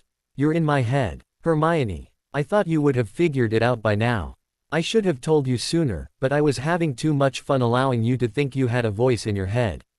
Well, I guess you do, but it's me. Really me. Harry, I can hear you when you talk to Mini Harry. I'm so sorry, Hermione. Please come out. There was a long pause. Bad thoughts were going through Harry's mind. The last thing he wanted to do was hurt Hermione even more. I'm sorry, Hermione. I love you. I love you so much, please say something. Harry was standing in the common room, staring at the girls' dorm, tears welling up in his eyes. Harry was completely unaware that he wasn't alone in the common room, that is until someone spoke to him. Harry, are you okay? What's wrong? I saw Hermione run up into the girls' dormitory, came the worried voice of Neville. Harry was startled by someone invading his private bubble. Harry looked over at his friend, a tear rolling down his right cheek, afraid of the consequences of the last few minutes. She won't come out. Well, you haven't exactly called for her, have you? I don't think shouting up there will help Neville, Harry said while wiping the tears from his eyes. Ginny should be back soon. I'm sure she would go up there for you. She just went to go see McGonagall about some homework. As Neville said that, Rita's voice came springing forward in Harry's brain. Last I heard she found someone decent. Yeah, I suppose. Harry sighed, resigned to waiting for Ginny to help him with Hermione. Hey Neville, I heard that you and Ginny are dating, is that true? He said, trying to force a smile. Neville gawked at him. How did you know? We haven't told anybody. We've only been official for a few days. Well, I have my sources, Neville. And don't worry, Ginny didn't tell me. It's just, well, I have my sources. You deserve a wonderful girl, Neville, and she deserves someone as nice as you are. You're perfect for each other. I hope it works out for you too. Thanks, Harry. I know Ginny fancied you for a long time. I guess I was just worried for a while that she'd fall back into her old habits. But I've seen how you two act around each other now, and I know. Now that you two are more like very close friends. So, that's when I decided to ask her out. I don't think I actually finished asking her when she blurted out a yes. That sounds great, Neville. Congratulations, Harry said as he sat down on the couch next to Neville. The two friends sat in silence, Harry staring into the fireplace, lost in his own thoughts. His thoughts drifted between the new couple and Hermione. He was worried about Hermione. The worst part about it was that he didn't know what to do. He thought back to his time with Ginny. Even after all those years, he still didn't know how to deal with hysterical, crying women. Harry, came a quiet voice from the stairs. Harry's head snapped around, and his focus came to rest on the red, puffy eyes of a beautiful, brown-haired, brown-eyed witch. Can we take a walk? Of course. Harry shot up off the couch like his robes had suddenly caught on fire. He walked over to her, grabbed her hand, and led her out of the common room. As soon as they were in the hallway, Hermione stopped walking and faced Harry. She looked at him with a look of sadness and anger etched on her face. After a few seconds, she took her right hand and slapped him hard across his face. How could you do that to me? Make me think I'm going crazy or something. I'm sorry, Hermione. I thought it was funny. I thought you would have caught on by now. Yes, because telepathy immediately comes to mind when I hear your voice in my head, Hermione thought sarcastically. What's going on here? Came the voice of Ginny Weasley, who was undoubtedly conference used as to why Hermione had not only slapped Harry, but they seemed to be arguing without saying a word. And Harry, when a girl slaps you, it's usually a good idea to apologize, no matter what. Yeah, I was getting to that. Harry replied, as he rubbed the spot where Hermione had slapped him. Hermione, care to continue our walk? Yes, Harry, that sounds like a good idea. We have things to discuss. Hermione said with a tinge of annoyance to her voice. I'll talk to you later, Ginny, see ya. Hermione grabbed Harry by the hand and started to lead him away from Ginny. Harry turned his head around as Hermione was leading him away. Looking towards Ginny. If she comes back alone, send a search party, I may be dead, or worse, he said with a small grin on his face. Will do, Harry. I'll be sure to send Professor Snape after you. Ginny said with a wink. The smell of it all was almost too much to bear. Midnight strolls under an invisibility cloak don't do one good when it comes to a normal sleep pattern. Combine 1 part sleep deprivation, 1 part darkly lit room, 1 part horrible smelling perfume, and 1 part death predicting teacher, and one would have the perfect recipe for a nice midday nap. Unfortunately for Harry, all of the above were true. His head was tilted to the side, resting heavily in his hand, elbow propped up on the circular, wooden table, one eye slightly open, and mind completely elsewhere. His thoughts drifted to and from random things in his half-conscious state: Hermione, the third task, Cedric, Ginny and Neville, Hermione's hair, Quidditch, saving Cedric, Voldemort, Wormtail. Hermione again, parts of his past life, Cedric again. He remembered all too well the feeling of watching Cedric Diggory die last time. He was determined to prevent that tragedy from occurring again. With Harry winning the second task outright this time, he would have a head start on Cedric. What am I going to do this time? I can't let anyone else win. It has to be me. Crouch will certainly want me to win. Like last time, and clear the path for me. And when I get there, I just can't kill Voldemort. The Horcruxes aren't destroyed yet. I thought this was going to be easy. It sounded so easy that night. Just go back, Harry. Just kiss Hermione, Harry. Just save the world again, Harry. Just do it better this time, Harry. Why me? Sigh. Sad part is I know why, because I'd do it. Harry. What's wrong? I just shuddered all of a sudden, and I feel kinda depressed now. Are you okay? Harry heard Hermione in his head, and she sounded worried. Just thinking about some things I probably shouldn't right now. I'm sorry I made you feel depressed. Go back and concentrate on your arithmancy. I'll see you after class. Love ya. Okay, but I can still worry about you. Love you too. And with that, Hermione left his thoughts. Harry forced himself back into the classroom, at least for a few fleeting moments. He looked across the table, and saw Ron sitting there, much like himself. Not paying the slightest bit of attention. This kind of behavior out of Ron was much more like the Ron Harry had known in his first few years at Hogwarts. Ron had seemed to mellow out over the past few weeks. After Harry and Hermione got together, Ron would sit in divination and give dirty looks to Harry every chance he got. Now, Ron was appearing to accept the reality that was staring him in the face whenever he saw Harry or Hermione, a reality in which Hermione was not his. Ron had approached Harry on a few different occasions, but after receiving nasty glares from Harry, Ron didn't attempt to talk to him.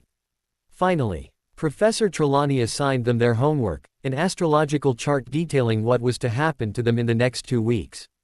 Harry quickly gathered his things, and proceeded out the door. He had taken 2 steps down the stairs, when someone grabbed him by the shoulder. Harry, wait up a minute, Ron said as he caught up to him, now standing side by side with Harry. What do you want, oh jealous one? Okay, I deserve that. I've been a prat since you and Hermione, you know, started dating, Harry said, not wanting to come out and tell him that Hermione was in fact his soulmate and wife. Yeah, that, Ron sighed as the 2 former best friends walked down the stairs of the North Tower. Come to apologize, have you? Well, apology not accepted, Harry said. Now getting irritated. Saying sorry isn't going to cut it, Ron. Especially after what you did. What I did. Don't play dumb, you know exactly what I mean. But since Hermione never seemed to get through to you, perhaps I'll try and lay out everything for you. Remember your little interview with Rita Skeeter?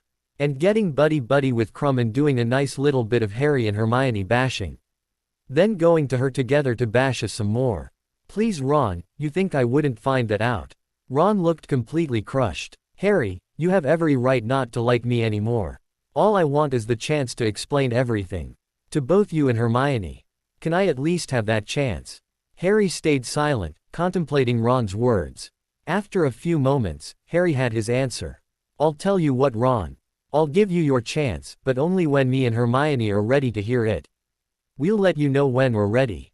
Until then, I don't want to even know you exist unless I'm forced to. Goodbye Ron. Ron merely nodded his head, and walked ahead of Harry, apparently content with the parameters Harry had set down. Harry continued to walk downstairs toward the Great Hall to meet Hermione for lunch. When he overheard a curious conversation. Why are you even in Ravenclaw? You believe in the weirdest things.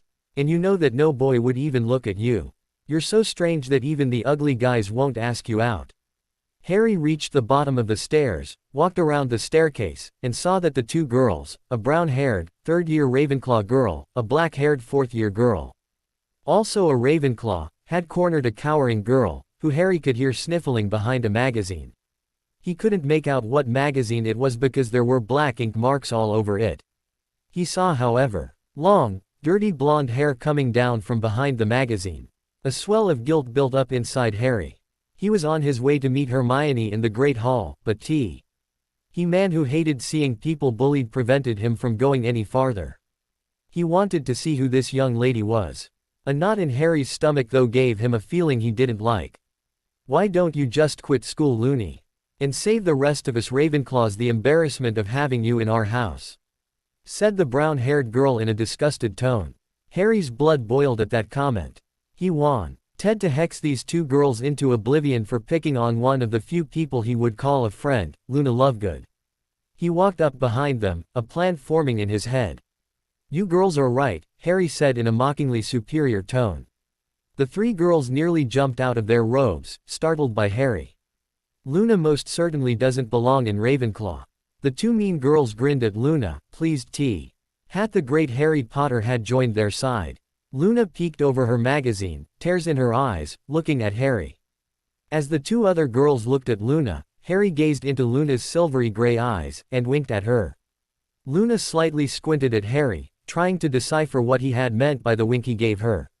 She belongs in a house worthy of such brave people, she belongs with me, in Gryffindor. Harry smiled as he held out his hand towards Luna. Luna's eyes grew wide, amazed that someone, anyone, was coming to her rescue, let alone Harry Potter. Not only that, if she wasn't mistaken, he had called her brave. And was now offering his hand to her. Without hesitating further, she put out her hand, and as he lightly took it into his, he pulled her away from her fellow Ravenclaws. The two mean girls were stunned at Harry's behavior, looking on in disbelief that Harry Potter had just taken the hand of Luna Lovegood. Harry, however, wasn't done. You two, on the other hand, belong in a house more fitting of your attitudes. Slytherin house sounds right for you too, Harry said with as much controlled disgust as he could muster. Come on Luna, let's get you away from these two. Harry led Luna away from the two mean girls. And once out of their sight, let go of her hand, and let her walk on her own. Luna was staring at Harry, surprised that anyone would help her. She walked alongside Harry as he walked towards the Great Hall. Thank you Harry, that was very nice of you. You didn't have to do that, you know. Yes I did, no one should be treated like that Luna. I'm surprised you even know my name. We aren't in any classes together, and we're not in the same house. Harry smiled as she said that. She sounded like the same Luna Lovegood who he knew from his last life, who would always tell it like it was. Even though this Luna didn't know it yet, she was about to gain something she didn't have before. I couldn't let one of my best friends be subjected to that. Luna looked taken aback by his comment. Harry chuckled at the look she was giving him. It was the first time in his life that he'd ever seen Luna shocked. Best friends? Really? Wow Harry, you certainly have an interesting idea of what a best friend is. I won't complain though, I've never had someone want to be my friend, let alone want me to be one of their best friends. But you must have lots of best friends if you consider me one. Seeing as we've just met. Well, I've known you a lot longer than you think.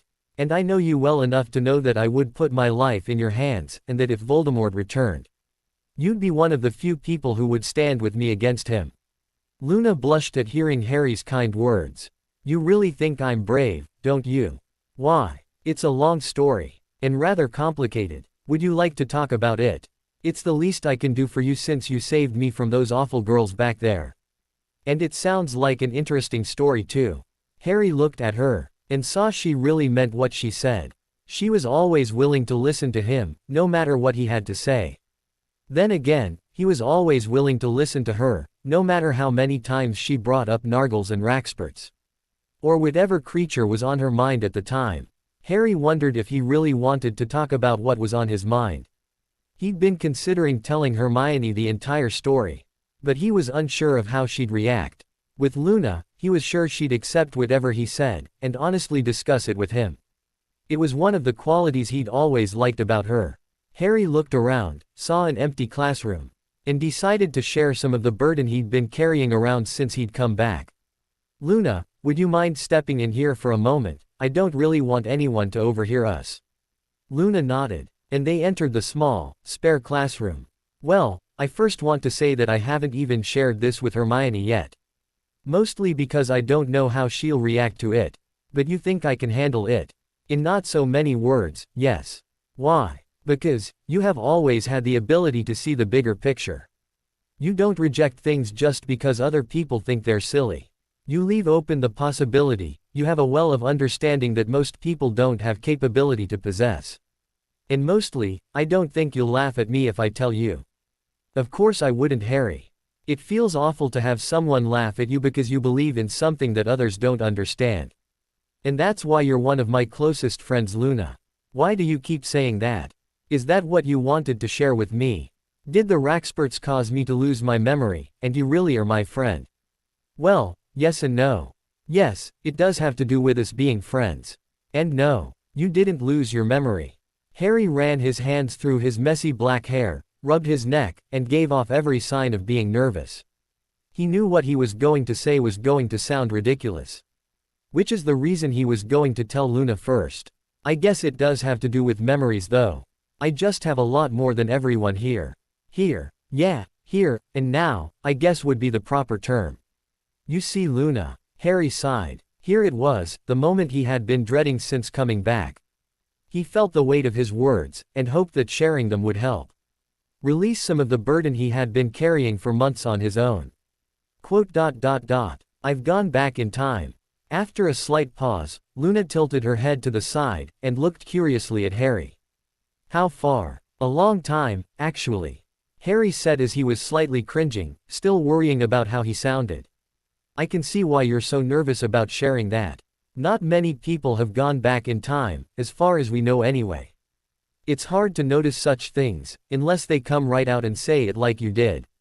But why did you come back? I can't imagine you coming back just to be friends with me. Did you know who come back? And you were sent back to fight him?" "To be honest, I didn't need to come back for that. I came back because, if I don't fix a couple things, our entire world will cease to exist, as we know it. At least, that's what I was told." Luna tilted her head to the other side now, her Ravenclaw mind furiously processing what Harry was saying. "Wow, that's a lot of responsibility. And I thought just doing homework was bad enough. You have to worry about a potions essay, and whether or not sneezing wrong will unravel the universe." "Yes, well, lucky me," Harry said sarcastically. "I am guessing we didn't meet like this before, did we?" "Not exactly, but I couldn't just stand by and let them tease you like that. We actually didn't meet until next year. But that's not important right now. I don't think I need to say this, but can I trust you not to tell anyone about this? At least, until I can get the rest of the group together. I think even if I did tell someone, they wouldn't believe me anyway, Harry. I don't think if I told anyone that you even knew my name they wouldn't believe me. So, is this the last time I get to speak to you, or do you want to still be friends with me? And what do you mean by, the rest of the group? First, you'll see about the rest of the group. Second, of course Luna, Harry said as he took both her hands into his, and looked into her eyes, I will always, always, be your friend. Quote. Luna smiled the biggest smile Harry had ever seen from her. Thank you, Harry. You're now my second friend. At least, I think. I don't know if she thinks I'm a friend, or if she just tolerates me. But she seems to like me. Ginny's always been nice to me. Harry chuckled at the thought of Ginny defending Luna, hexing anyone who made fun of Luna with her famous Bat Bogey hex. Yes, Luna. I do think Ginny considers you a friend. Well, if I don't get going, Hermione will be upset with me. Thank you for being you, Luna. I'll see you around. And with that, Harry hugged Luna and went off to join Hermione in the Great Hall for dinner. Springtime had come and gone too quickly for Harry, Hermione, Ginny and Neville, and as the month of June dawned, Harry was now forced to face the facts. Soon, he would be face to face once again with his greatest enemy, Voldemort. But this time, he knew he would win. He knew he was more powerful than the Dark Lord. The greatest concern on Harry's mind was how, in fact, to go about defeating him. Certainly, staying strict to the events of the last timeline were out. There was no way Harry was allowing all those close to him to die again. Not if he had a say in it. Harry had decided that he could not do this alone. He knew he had friends who would fight by his side. He also knew that it was not their abilities on the battlefield that he needed. He needed their support in overcoming his burden. The burden that he'd been carrying around since he had come back. Sure, telling Luna about it felt good, but he knew that he needed to finish the job. He needed to start coming clean about who he really was, and what he needed to do. The first step he decided on was creating a way to communicate with everyone he needed to. Harry remembered Hermione's great idea during their 5th year when they started Dumbledore's army. But this time, instead of galleons, he would create something much more meaningful to him. He wanted his friends to show their support of him. He created 9 little lightning bolts out of copper, 6 that were to be earrings, 3 to be pins. Harry found Hermione in the common room, sitting on the couch in front of the fireplace.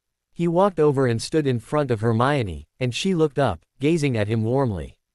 He grabbed her right wrist, and turned her hand so that her palm was facing upward.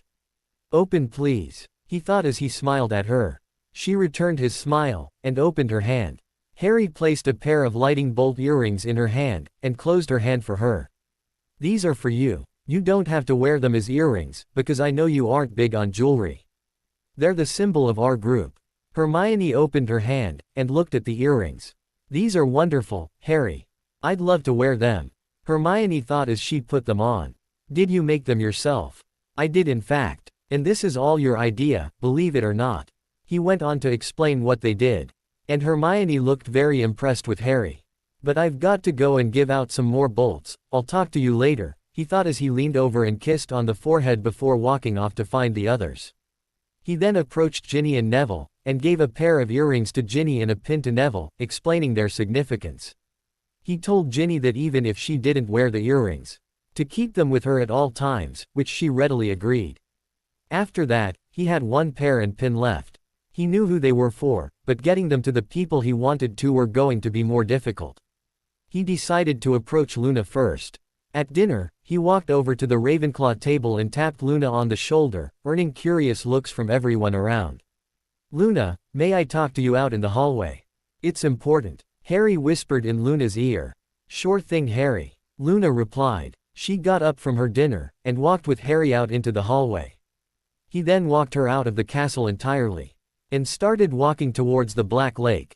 I'm sorry to take you away from your dinner and away from the castle, but I didn't want anyone overhearing us. Harry said in a quiet voice. It's quite okay. Does this have anything to do with you coming back? Is there more you want to tell me? Well, actually it does. This also has to do with the group I told you about. We're getting together, and I needed to give you something. It's a way for me to communicate with everyone in the group. Harry held out his fist, looking like he was wanted to give her something. Luna held out her palm, and he put in her hand a pair of bolt earrings. These are for you. Luna held up her hand to her face and examined the earrings. They look very nice, Harry. I'd be honored to wear them, she said as she removed her radish earrings and replaced them with the ones Harry had just given her. Maybe now everyone won't think I'm crazy for defending you when I don't supposedly know you. I know it's not your fault. And I don't go around saying that I know you or anything, or that you think of me as a friend, but it'll be nice to be able to have a small symbol of you with me. I'm glad to see that you're finally embracing your scar. First off, I could care less if you ran up to the astronomy tower and shouted to the entire school that you're my friend. I told you before, you're my friend, and you'll always be. Second, the scar is kinda my thing, it's the first thing people notice about me. Why not use it to my advantage for once?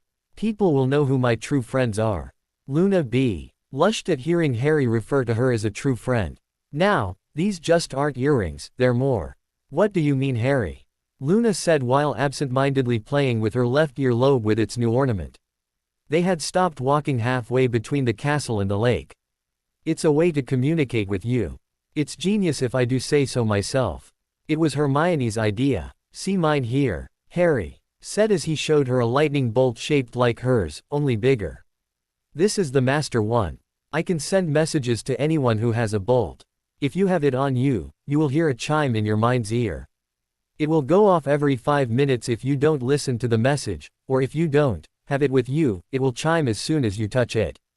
To listen to the message, just squeeze either bolt for a couple seconds, not too hard. And you'll hear my message to you telepathically. Here, I'll show you. Harry pressed his bolt, and stood there for a couple seconds.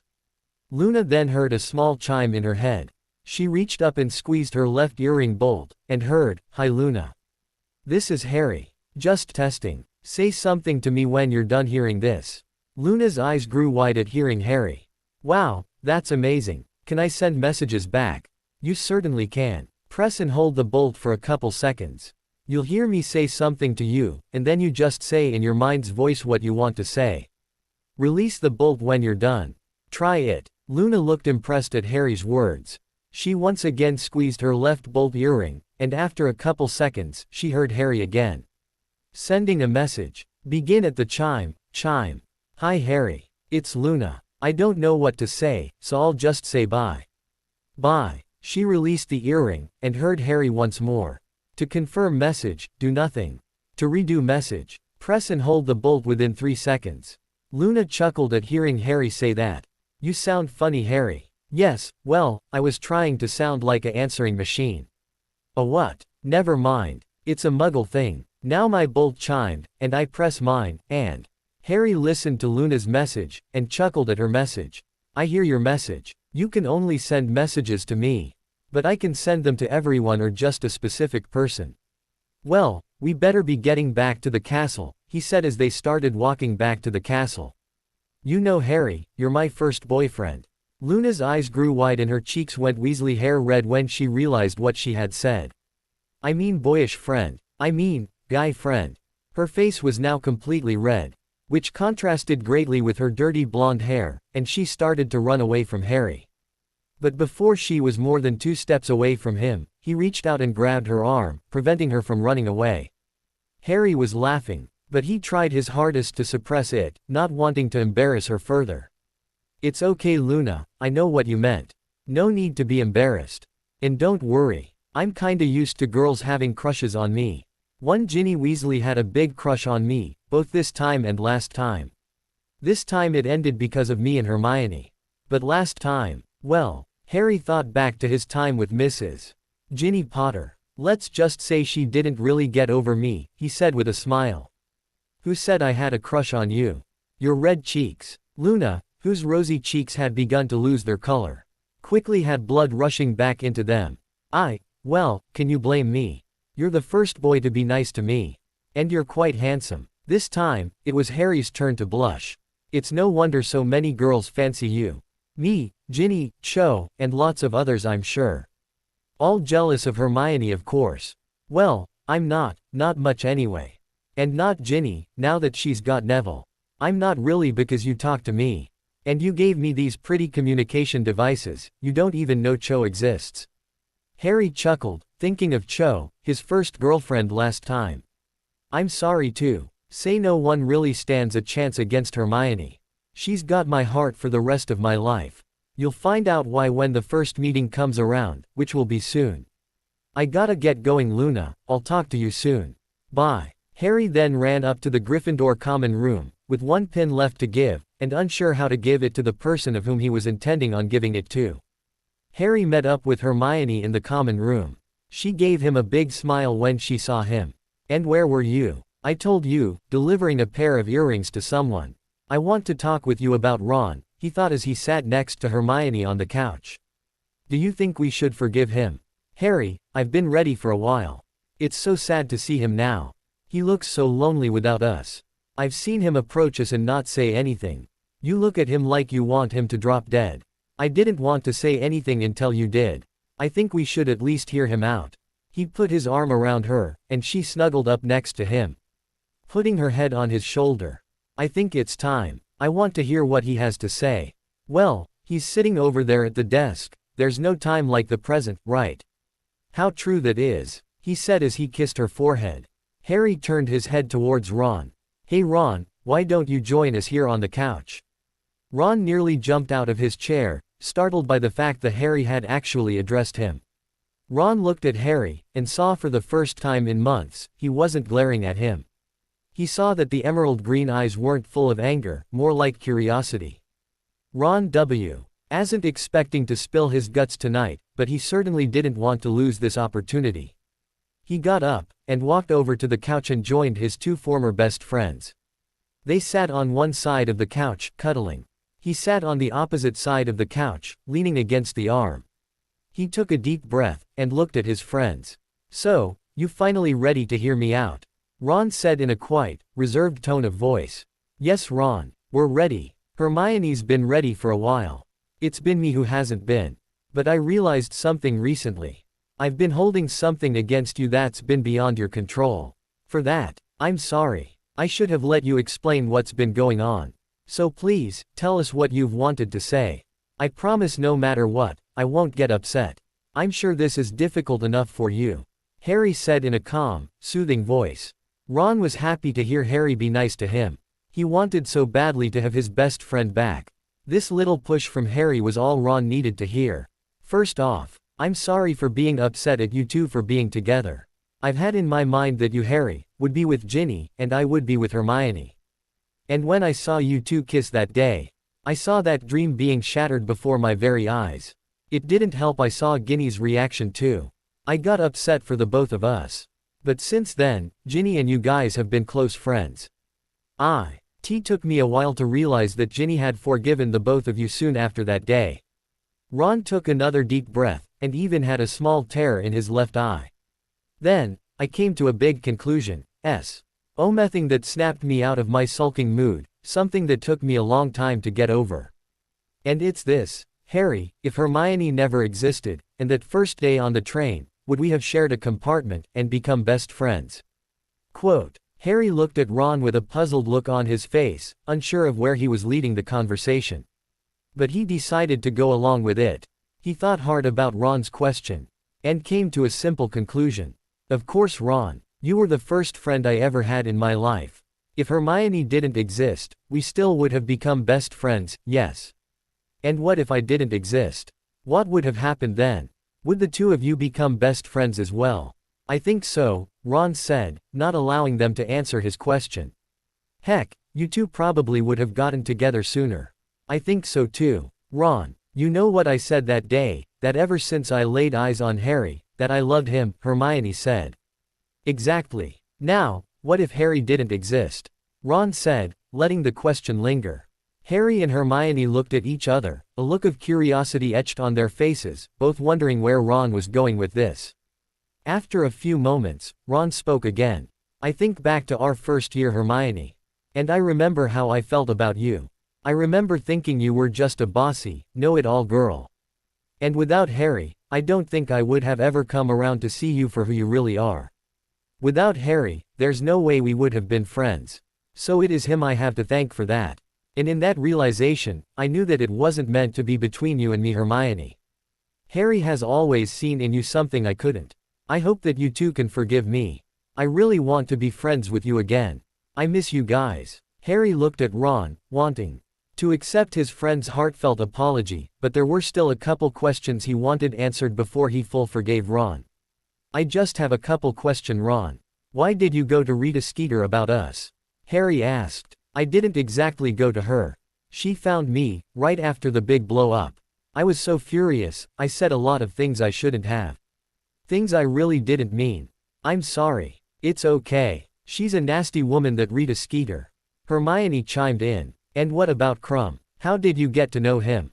Harry asked again. Well, after I calmed down, I started going to the library a lot, hoping to be able to talk to you, Hermione.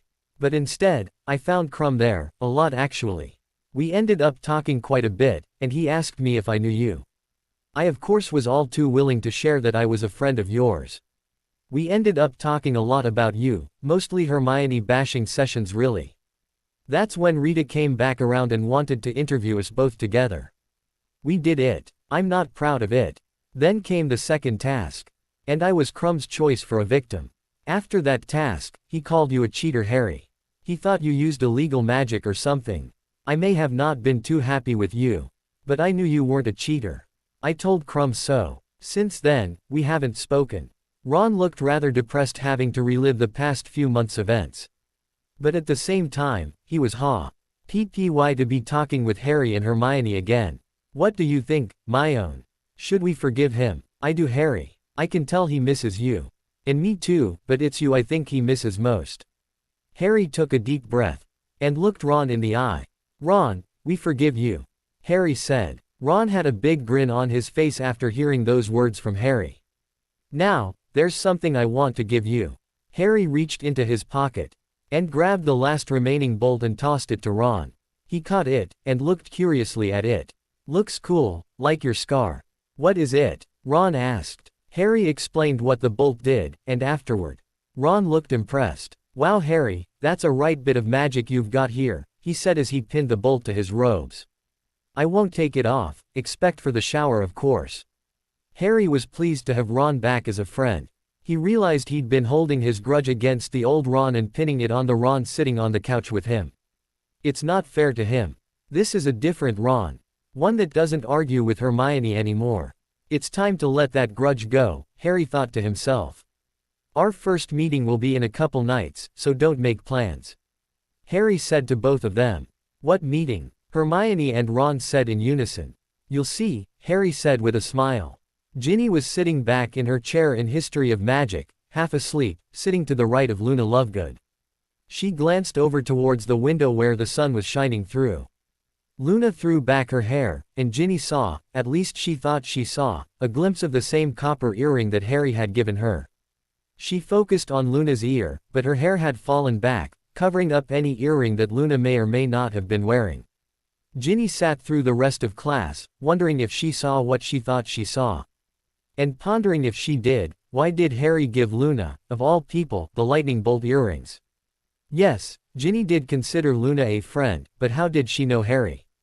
At dinner that night, the 5 Gryffindors slated to go to the special meeting all ate together, 4 of them unaware that a Ravenclaw was also due to meet them there.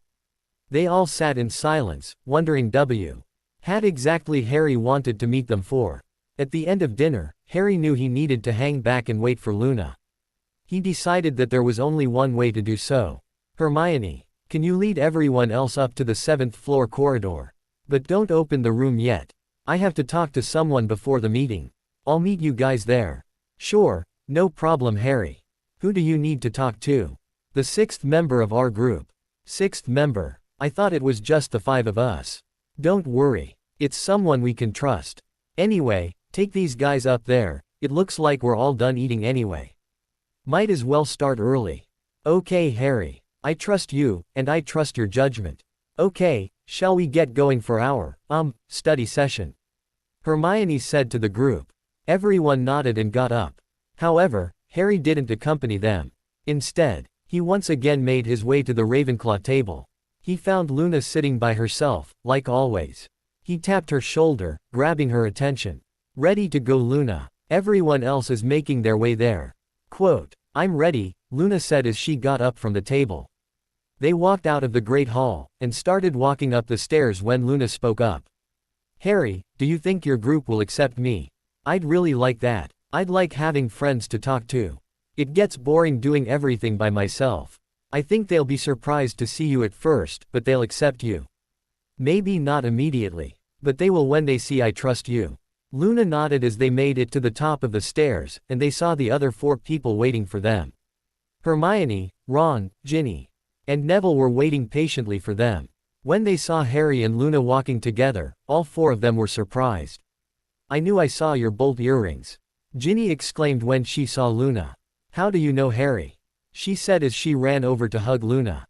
"He rescued me from some awful girls who had cornered me. Since then, he's been the only boy that's been nice to me. You and him are my only friends, you know." Ginny blushed when Luna said that. She had no idea that truly no one seemed to like her. Ginny felt guilty for not being a better friend to Luna, and was determined to make her feel welcome amongst the group. "Hermione, why don't you show them the room of requirement?"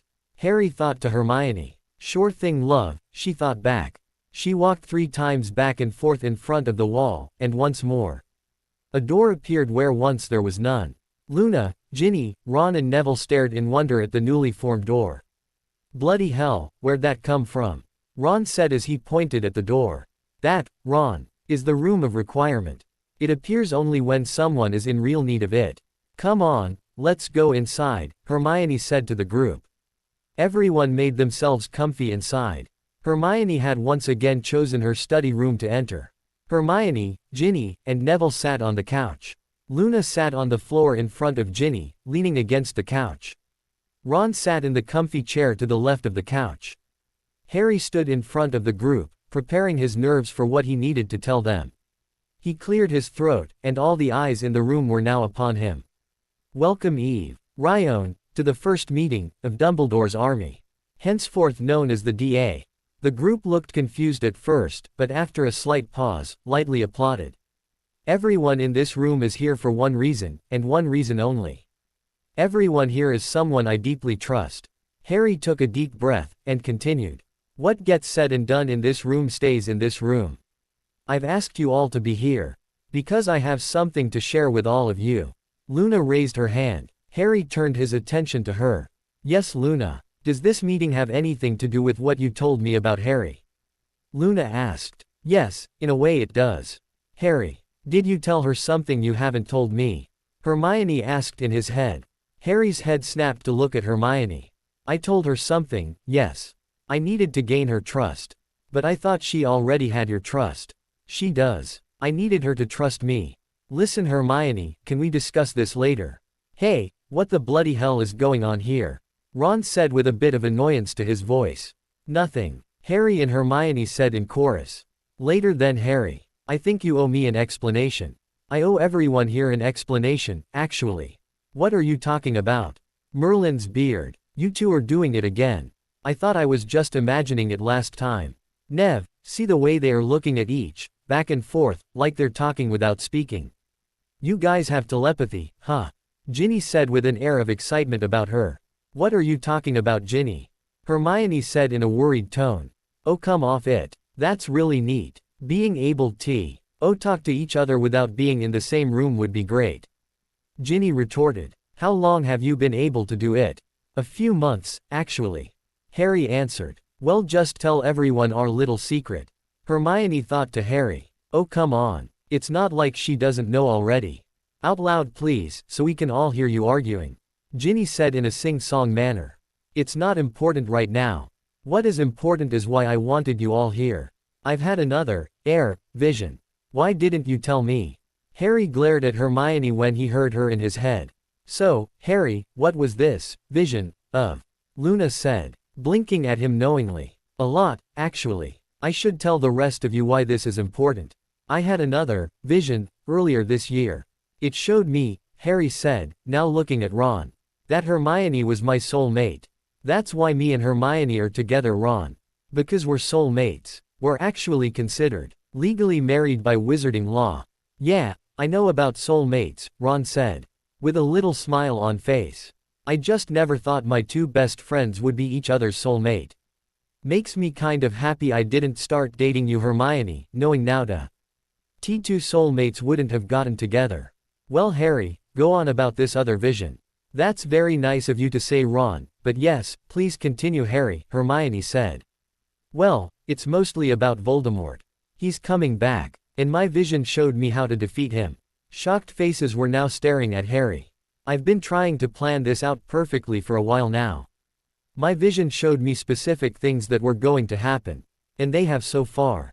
I know now that it's coming true, and that I have to face him after the third task. And I've asked you five here tonight, to tell you that if I fail, you must continue the fight. Of course Harry, Ginny said, and the others nodded in agreement, except for Hermione. She was looking at Harry with tears in her eyes. No, I won't lose you. I won't let you face him alone, she thought as she sprang to her feet and hugged Harry fiercely. Don't worry Hermione, I won't lose. I know how to beat him. With Dumbledore's help, he doesn't stand a chance, he said to her. He hugged her back, and ran his hands through her bushy hair. Dumbledore's help. Have you told him about your vision, Harry? Hermione said out loud. No, I haven't told him about my vision. But I'm going to tonight. He and I will take out the Horcruxes. Then it'll be up to me to kill him after the third task, Harry said, trying to comfort Hermione. The what? Ron gasped. Harry went on to explain about the Horcruxes, leaving out the part about being one himself, however. He thought that one was best left a secret unto himself. After explaining to them about the Horcruxes, Neville spoke up. How are you going to find you-know-who, after destroying these Crux things? That's the beauty of it all. I won't have to. He's giving me a portkey to get to him. The first person to touch the Triwizard Cup will be transported directly to him. That's why I have to win. I have to get to the cup first. If anyone else does, I don't know what will happen. I don't want someone dying if I'm too slow to get through the maze. Then we'll help you practice, Harry, all of us. I'm sure we'd all be glad to help, Luna said. That would be great, Luna, and everyone, but I think I'll be okay in the maze. What I need from the five of you is to make sure Mad Eye doesn't go anywhere during the task, Harry said. Why Mad Eye? Asked Ginny. Because I'll need to see him after I get back. Or, in the unlikely event of my failure, he'll be the key to finding me. We'll do whatever we can to help you, Harry, Ron said. I know, that's why you're all here, Harry said as the six friends embraced. I need to go and see Dumbledore. This first meeting of Dumbledore's army is now closed. As Dumbledore's army left the room of requirement, Harry hung back from the group, letting them walk away. He knew they were all heading back to their respective common rooms, but he wanted a word with Hermione before he spoke to Dumbledore. Hermione, can I talk to you for a moment? He ought to her as she was walking down the stairs. She turned around and walked back to Harry, putting her arms around his waist, and resting her head against his chest. He instinctively put his arms around her shoulders, pulling her into a tight embrace. I wanted to apologize to you. I haven't been as forthcoming with you as I should. But, there's a reason why I haven't, and it's not because I don't trust you. I just don't know how to tell you everything without sounding like a nutter. This burden is too much for anyone to handle, even me. And I told Luna about it, yes, but I didn't share any details with her. And in time, I'll share everything with you. It's okay, Harry. I've felt that you've been carrying around something heavy for the longest time now. I didn't want to bring it up, because I know that you love me, and you'll share everything with me. It just came as a little shock that you shared something with Luna Lovegood before me, that's all. There's a reason for that. It'll make more sense when I share everything. Now's not the time though. I don't need you worrying any more about me than you already are. Harry leaned over and kissed Hermione on the forehead. I love you. Nothing bad will ever happen to you while I'm near you. And I promise I'll be alright after the third task, all thanks to you. Thanks to me. How am I supposed to be the reason you'll be alright if I'm not there to help you? Single quote. It's been a while since I've heard it, but I think it goes something like this. He will have power the Dark Lord knows not. And that power is love, Hermione. The love I feel for you. And the love you feel for me. Voldemort's great weakness is his refusal to love, and his fear of death. Those two things will help me beat him. You sound so confident, Harry. I wish I could share your confidence. I believe in you, Harry, I really do. I know. You're worried about me. Harry chuckled to himself. Welcome to my world. That's my job, you know. Worrying about all those close to me. Everyone I care about, everyone I love. He looked down at her, slightly pulling away, and took his right hand, grazed her cheek, and then pulled her chin up so that he could look at her. Tears were welling in her eyes, but a smile adorned her face. He wiped away the tears with his thumb, and smiled back at her. I love you, Hermione, more than life itself. I love you to Harry. Don't you have to go see Professor Dumbledore? Yes, in fact I do. Harry leaned down and kissed her gently. He pulled away from her and started walking away. I'll see you later. Harry ran towards the headmaster's office. He waved his hand at the gargoyles, and they sprang out of the way. He ran up the stairs, and knocked on the door. Enter, came from a voice from behind the door. Harry opened the door, and walked into Professor Dumbledore's office. Harry, what a pleasant surprise. What can I do for you this wonderful evening? I've had another vision, Professor. Really? What of this time? I hope not another soulmate. I don't think Ms. Potter would appreciate that. Dumbledore smiled at Harry. No, Professor. It has to do with Voldemort. He's trying to come back. I don't think that's a great surprise, Harry. Yes, but they're planning something, Voldemort and Pettigrew. It has to do with me and the third task. And I know about the Horcruxes too. Dumbledore cocked his head at the young wizard. How did such a young man know about Voldemort's greatest secret? Harry, how do you know of the Horcruxes? No one knows about those except myself and Slughorn. I know. Remember, vision. It shows you things you're not supposed to normally know, Harry said with a grin. What do you know about them? I know what they are, and where they are, Harry said as he took out something from his robes. And threw it on the Dumbledore's desk. And here's one of them as proof I know about them. It's the lost diadem of Rowena Ravenclaw, the old man said as he picked up the diadem. He looked at the young wizard standing before him, astounded that he had found something that had been lost for hundreds of years. Where did you find this? Harry walked over and picked up Godric Gryffindor's sword.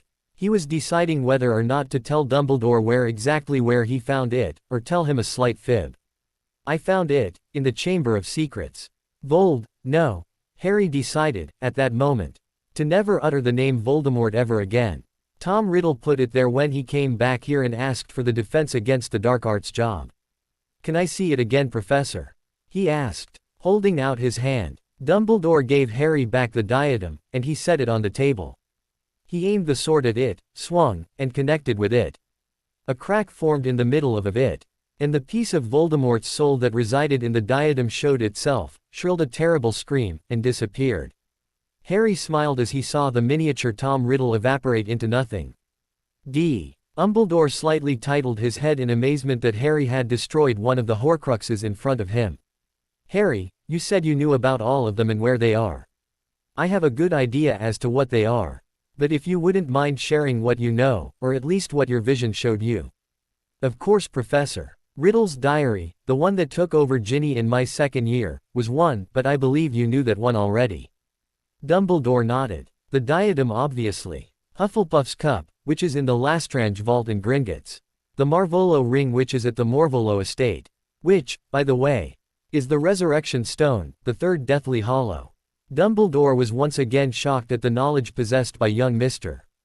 Potter. You know of the Deathly Hallows, Harry?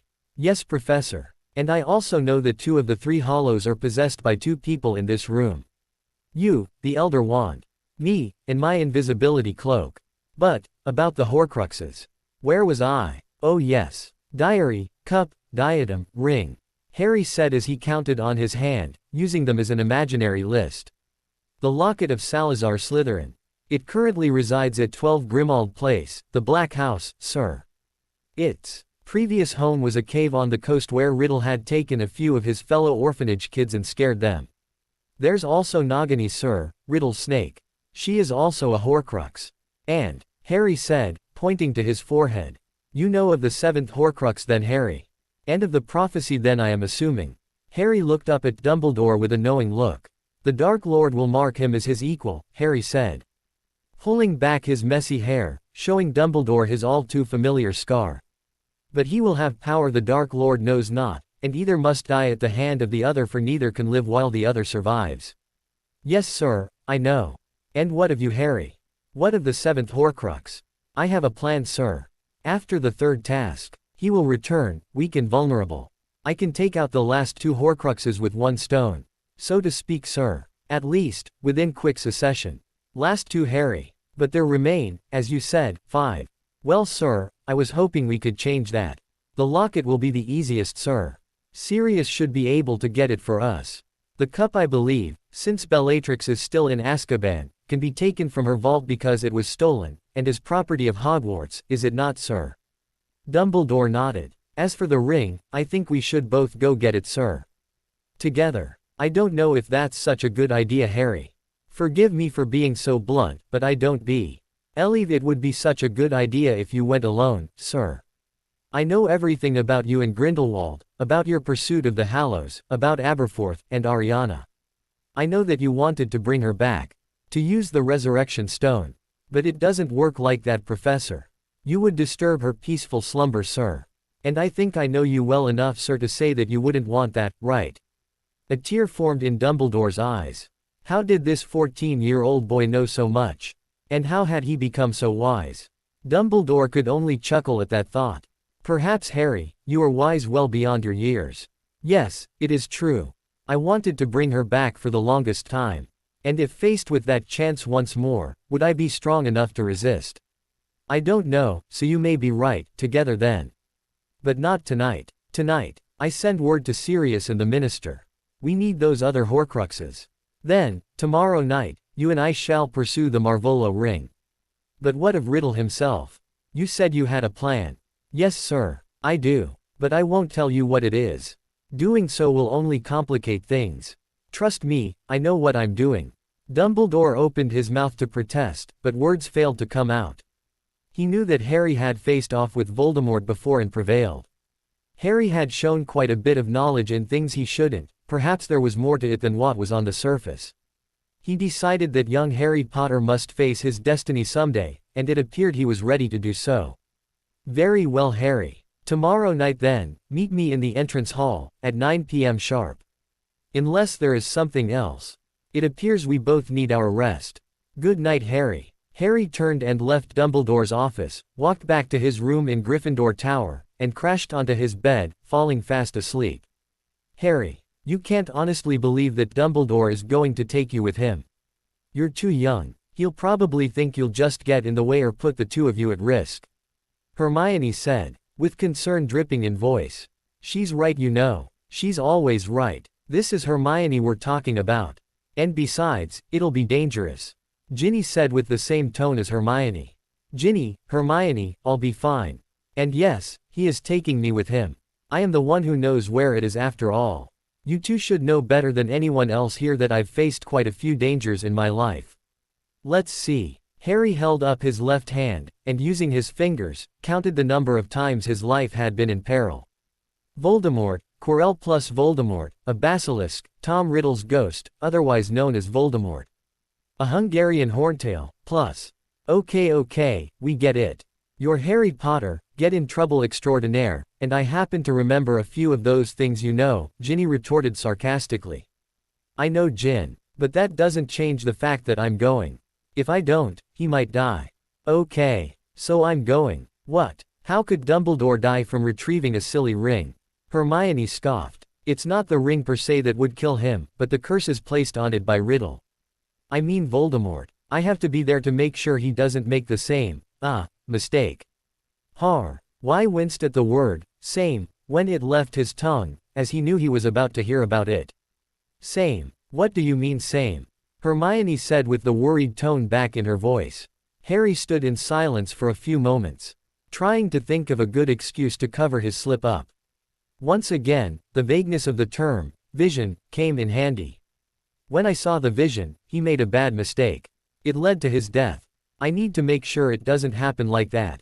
Ginny and Hermione looked at other, both with a concerned look on their faces. They looked back at Harry, and Ginny was the first to speak. Then go, Harry, it's almost time. But be careful, she said in a defeated voice. I'll be fine. I'll be back before you know it. Harry pulled out his invisibility cloak from beneath his robes. I gotta go, I'll see you too soon. The three embraced, and Harry gave Hermione a quick kiss, threw his cloak on, and started to leave the Gryffindor common room. Good luck, Hermione and Ginny said in unison. Be safe, Harry. Hermione thought as the portal door opened and closed, without anyone visible going in or out. Professor Dumbledore was standing in front of the door in the entrance hall, waiting for Harry to arrive. He had been pacing for no more than 20 seconds, when he heard footsteps behind him, but no one seemed to be there. He smiled, and looked in the general area of where he heard the noise. I'm glad to see you putting that to good use this year, Harry, and not using it for more, shall we say, mischievous purposes. Well, don't speak too soon, Professor. I've still got 3 years left, said the disembodied voice of one Harry Potter. Dumbledore chuckled at Harry's comment, and opened the door and let the two of them outside the castle. They began walking towards the gates of the school grounds, where they would be able to apparate. I take it that you and Hermione have been taking nighttime, romantic strolls under your cloak this year instead of your regular nighttime adventures. Harry was thankful he was under his invisibility cloak, for he was blushing heavily. Yes, Professor, it's been quite nice actually, Harry said shyly. I'm sure it has. As the two maid drew closer to the gates, Dumbledore's curiosity got the best of him. Harry, may I ask you about these visions you're having? What about them, sir? It has been my experience that most visions are more cryptic, more ambiguous than the ones you seem to having. Yours seem very detailed, full of information. How many of these visions have you had? Harry didn't quite know what to say. He knew exactly what the truth was, and he didn't feel he could share the whole truth. But perhaps a half-truth would do. Well, sir, I'm not entirely sure. It's more like I get to experience it. Maybe not experience it exactly, but it's like a pensieve, where someone's memories are shown to me. I see something happen, and I have the ability to do something about it. I get shown a worst-case scenario, what can happen if I don't act soon enough? Quote, very interesting, Harry. Divination has never been one of your best subjects, so I'm sure this has been quite strange for you. Indeed, Professor. Well, here we are, the edge of the grounds. Have you ever apparated? Harry opened his mouth to respond, but Dumbledore cut him off. Oh, of course not. I sometimes forget you're only 14 with how much you've been through. Here, grab onto my arm, and we'll make our way there.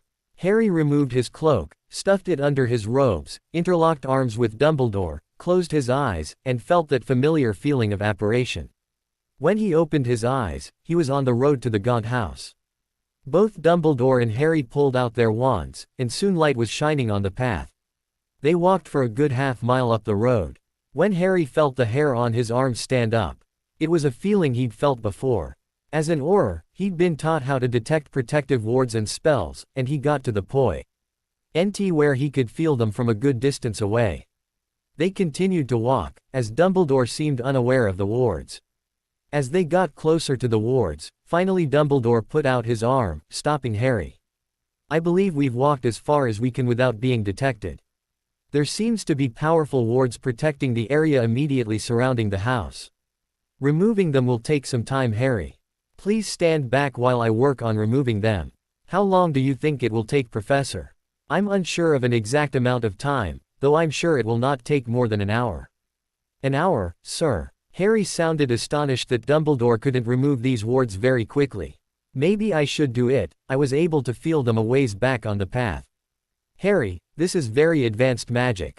But, perhaps, I am underestimating you, dear boy. Dumbledore took a couple steps back, holding out his left arm, offering Harry the opportunity to step up and try, but sure that he could not overcome them.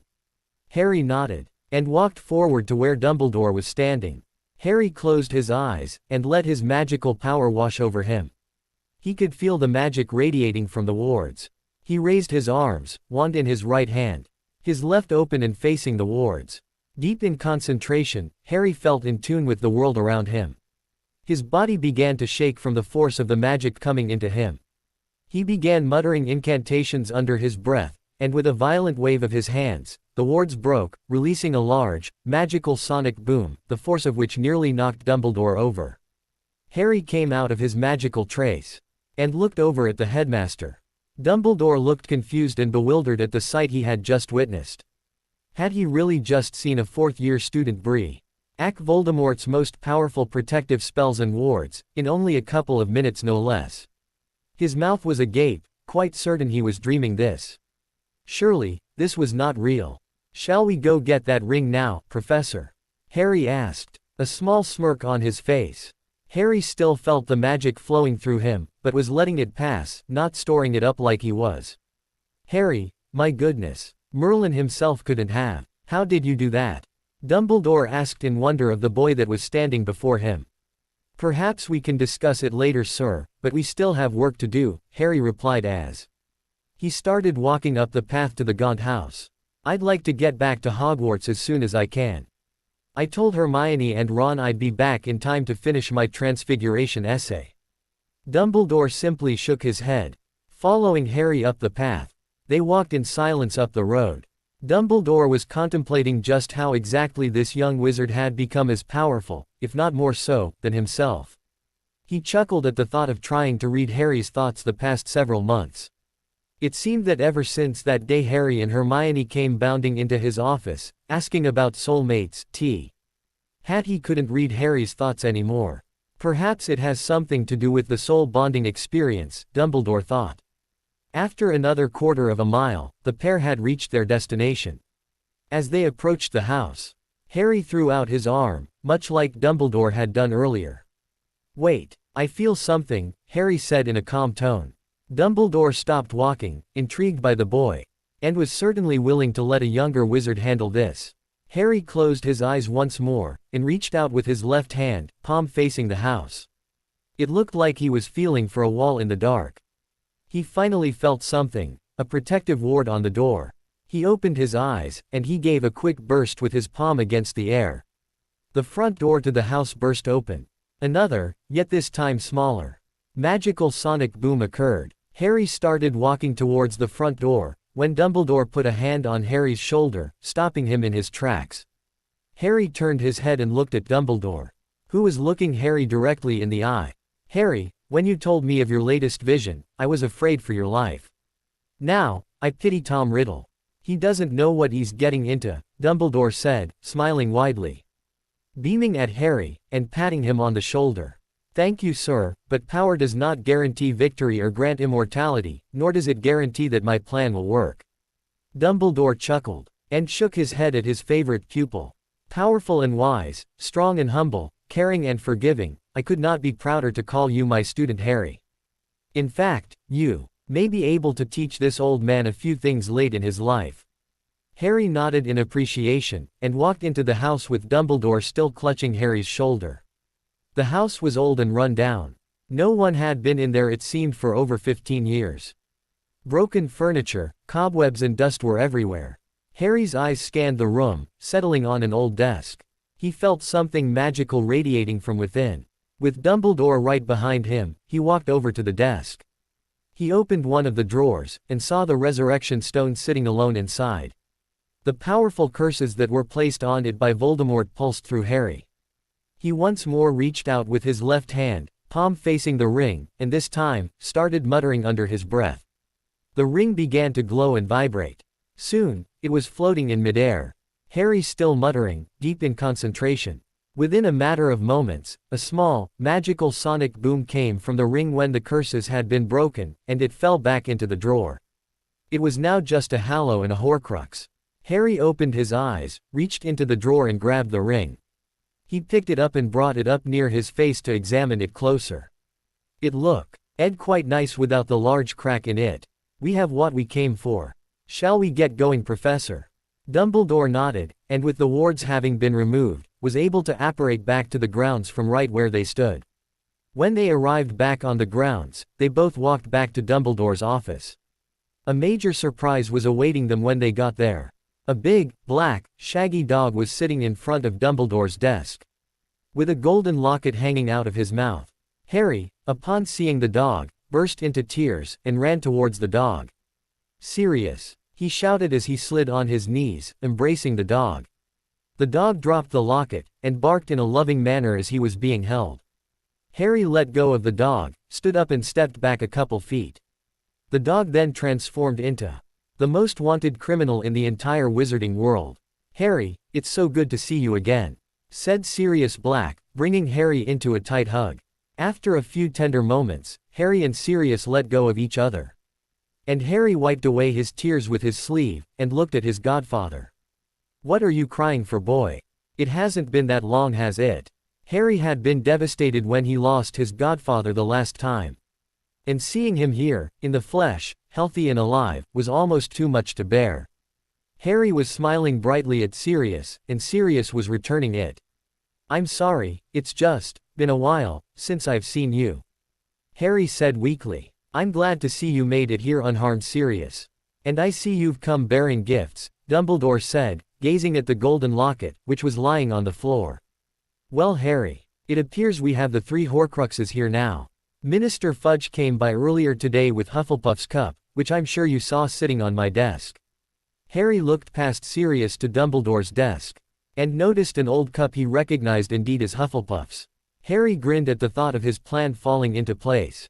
He bent down and picked up the locket, and sat it next to the cup. He then reached into his robes and grabbed the ring, and placed it with the other Horcruxes. "So tell me, Harry, why do you need these things to defeat Voldemort?" Sirius asked. "I don't need to use them actually. I need to destroy them. You see, Riddle used these and other objects to house bits of his soul, to try and make himself immortal. There are 7 total. 2 have already been dealt with. There are, obviously, 3 sitting here, which leaves 2 more that need to be destroyed after tonight. They are the 2 hardest to get rid of. I have a plan in place that will allow me to rid the world of the Horcruxes and Lord Voldemort once and for all." "That sounds excellent, spoken like a true Potter if I do say so myself. James would be proud of you, Harry," Sirius said, smiling at Harry. The young Potter nodded in appreciation at his godfather, and walked over to Gryffindor's sword once more, and picked it up. "Hey Sirius," Harry said as he picked up the cup. "Wanna have some fun?" Sirius looked curiously at Harry, wondering what his godson was thinking. Harry tossed the cup to Sirius, which he caught. Harry then put the sword over his shoulder, and stood like a baseball player, swinging the sword like a bat. "Toss it to me," he said, smiling at Sirius. With an intrigued look on his face, he tossed Hufflepuff's cup underhand towards Harry, who took a mighty swing at the cup. He connected with the cup, but instead of shattering like he thought it would, it merely did what the diadem did, which was crack. It fell to the floor, and out of the crack came the piece of Voldemort's soul that resided in the cup. It showed itself, much like the diadem, shrilled a terrible scream, and disappeared. "1 down, 2 to go," Harry said with a smile. Sirius and Harry repeated the procedure with the next 2 Horcruxes, which ended with the same result as the cup and the diadem. Dumbledore looked at the cracked relics that were lying on the floor of his office, azed that all of them had once held part of Voldemort's soul, and now, there were only 2 remaining. "Harry, it appears that things are falling into place for you. I'm sure your plan is well thought out. But I implore you to have a backup in case things go differently than you think they will. I know you had your vision, but the events of the past few days may change things." Dumbledore said. "Well, that was the idea, sir. With most of the Horcruxes out of the way, I can concentrate on what I have to do to finish this. I must tell you one thing about my plan though, sir. If, by chance, I do die in the process, you and your army will receive a will, if you will. It will tell you everything, sir. But I can't share that with you unless it is absolutely necessary." "My army, Harry?" Dumbledore asked with a raised eyebrow. "Yes, sir. It will make sense later," Harry replied with a smile. Dumbledore simply nodded, unsure if questioning Harry would really net him the answers he would want. Harry walked over to Sirius and hugged him fiercely once more. "It's wonderful to see you again, Sirius. After I kill Riddle, I'll see if I can't clear your name," Harry said while pulling away from his godfather, saying the last part with a wink. "One bad guy at a time, Harry, one at a time," Sirius replied, grinning, patting Harry on the shoulder, knowing that his godson meant every word. "You should get to bed, you look exhausted. I'm sure Dumbledore will tell me everything that happened tonight." Without saying another word, Harry gave a simple nod to both Sirius and Dumbledore, left the headmaster's office, and stumbled his way back to his bedroom, where he fell asleep within moments. It was a nice, sunny Sunday morning, and Harry and Hermione were sitting together on the couch in the Gryffindor common room. Harry was sitting up at the end of the couch, leaning against the arm, and reading the morning's Daily Prophet. Hermione was stretched out on the couch, her head resting in Harry's lap, reading the monthly Quibbler that Luna Lovegood had given her a few days ago. "You know what, Harry? The Quibbler is completely full of rubbish, even more so than that rag you're reading." Harry looked down at Hermione, smiled and nodded, and grunted in agreement. He really wasn't reading the paper, he just wanted to look like he was doing something. His mind was elsewhere. He was thinking about the previous night, when he saw his godfather alive and well. It made him feel so happy to have his godfather back in his life. Harry, he heard Hermione say, but he wasn't paying much attention to anything other than his thoughts about his godfather. Harry, hello there. Anyone home? Hearing Hermione in his head snapped him back to reality. Sorry, just thinking about Sirius, that's all. He was here last night. It was good to see him. That sounds nice, Hermione replied, not really paying attention to what he said, because she had something on her mind. Harry, can I ask you something? Sure, anything. When did you fall in love with me? She asked, setting down her magazine. What? Asked a flabbergasted Harry as he tossed his paper to the side. When did you fall in love with me? I never really got around to asking you that. It's like, all of a sudden, you walked into the Great Hall, professing your love for me, and kissed me. But when did you actually realize you felt that way about me? You must admit, that was quite sudden what you pulled that day, not that I'm complaining about it or anything, she said with a smile, poking him in the ribs. You told me that our vision showed you how I felt about you, but you've never shared with me when you fell for me. I don't know. What about you? When did you realize you loved me? Hey now, I asked first. She replied, narrowing her eyes at him. Yes, but I'm a guy. I need some time to answer something like this. You go first. I'll tell you about me when you're done. Hermione huffed at the idea at first, thinking that she wasn't going to get him to budge until she shared, she gave in. Okay, I'll go first. But you have to answer after me. Harry simply nodded in agreement. Well, I've always liked you. Even when I first read about you in all those books when I learned I was a witch. I knew there was a good chance that we'd meet, I just didn't think it would be on the train, nor did I think you would be quite as nice as you were. That's why I was rambling on about you, I was just so nervous to be around you at first. Then came the entire troll incident, and we became close friends. The feelings have just grown since. Hermione took a deep breath, and continued. Then earlier this year, when Victor and I started talking, well, I guess you could say flirting, it sort of opened up this door inside me that I hadn't explored yet. For the first time, I let myself start having romantic feelings for someone. But with Victor, it just didn't feel as good as I thought it would. At the first task, when we shared that hug in the tent, I felt my heart nearly leap out of my chest. And I knew it wasn't Ron that did it to me. It was then I realized just what it was I felt for you, Harry. After a slight pause, she took a deep breath, and seemed to mentally switch gears. Okay, I've spilled my guts. Your turn. She looked up at him, smiled, and winked. Well, I don't know, Harry lied. He knew the exact moment he realized it. He had loved her for a long, long time as a friend. Or so he thought for all those years. For the first few years he was married to Ginny, he thought that was love. And he was right, it was. But it wasn't the deep, true love he thought it should be. After many years, both he and Ginny realized that it really wasn't as good as they thought it would be. They did love each other. But it was if they were only really good friends. They both never broke their vows, and had 3 wonderful children together whom they loved very much. They stayed together, both happy. But their feelings for each other weren't as deep as they wanted. When Hermione divorced Ron, both Harry and Ginny were there for her, but it was Harry who helped Hermione the most. When she needed to cry, Harry held her. When she needed to laugh, Harry teased her. When she felt down on herself, it was Harry who helped her be confident in herself once more. When Ginny died, it was Hermione who helped Harry get through it. She held his hand at the funeral. She said the words that soothed his soul in his darkest time. It was Aunt Hermione who helped James, Albus and Lily cope with losing their mother. She was their second mother, and helped Harry's children raise their own. She became a grandmother for not only her children's children, but for Harry's as well.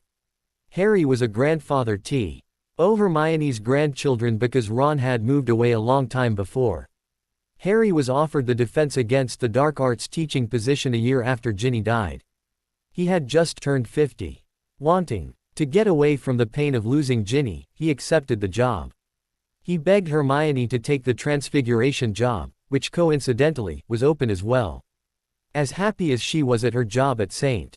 Mungo's, she didn't want Harry to be alone. So she accepted the job as Transfiguration teacher. After just a year on the job as teachers at Hogwarts, Headmistress Sprout retired. Harry was unanimously voted to be her successor. He initially refused to take the job, even threatening to quit, but it was Hermione and Professor Longbottom who talked him into taking the headmaster post. Harry had thought Neville should have been the choice for headmaster, seeing as he had been there the longest. But both he and Hermione told Harry that Headmistress Sprout had said only one person reminded her of Professor Dumbledore, and that was Harry. And that he should be the next headmaster. Finally, he relented. The day he took over the position, he appointed Hermione to be deputy headmistress. For more than 20 years, Hogwarts had the same two teachers at the head of the school. Until that night. That night, Hermione was visiting her parents' graves. She liked traveling by Muggle car to most places. She always said it kept her connected to her parents. On her way back to London, several drunk teenage boys were driving recklessly when they ran a stop sign and crashed into Hermione's car, killing her instantly. The boys escaped the Muggle police, and the minister said that nothing could be done because it was a Muggle crime, not a magical one. The outcry in the wizarding community was felt far and wide, and most of the Aurors spent all their free time searching for the boys. Harry was crushed. He felt empty inside, like his heart and soul were ripped out of him. Only then did Harry fully comprehend his feelings for Hermione. He knew he had loved her all his life, he just never allowed himself to think of her that way. He loved her with all his heart.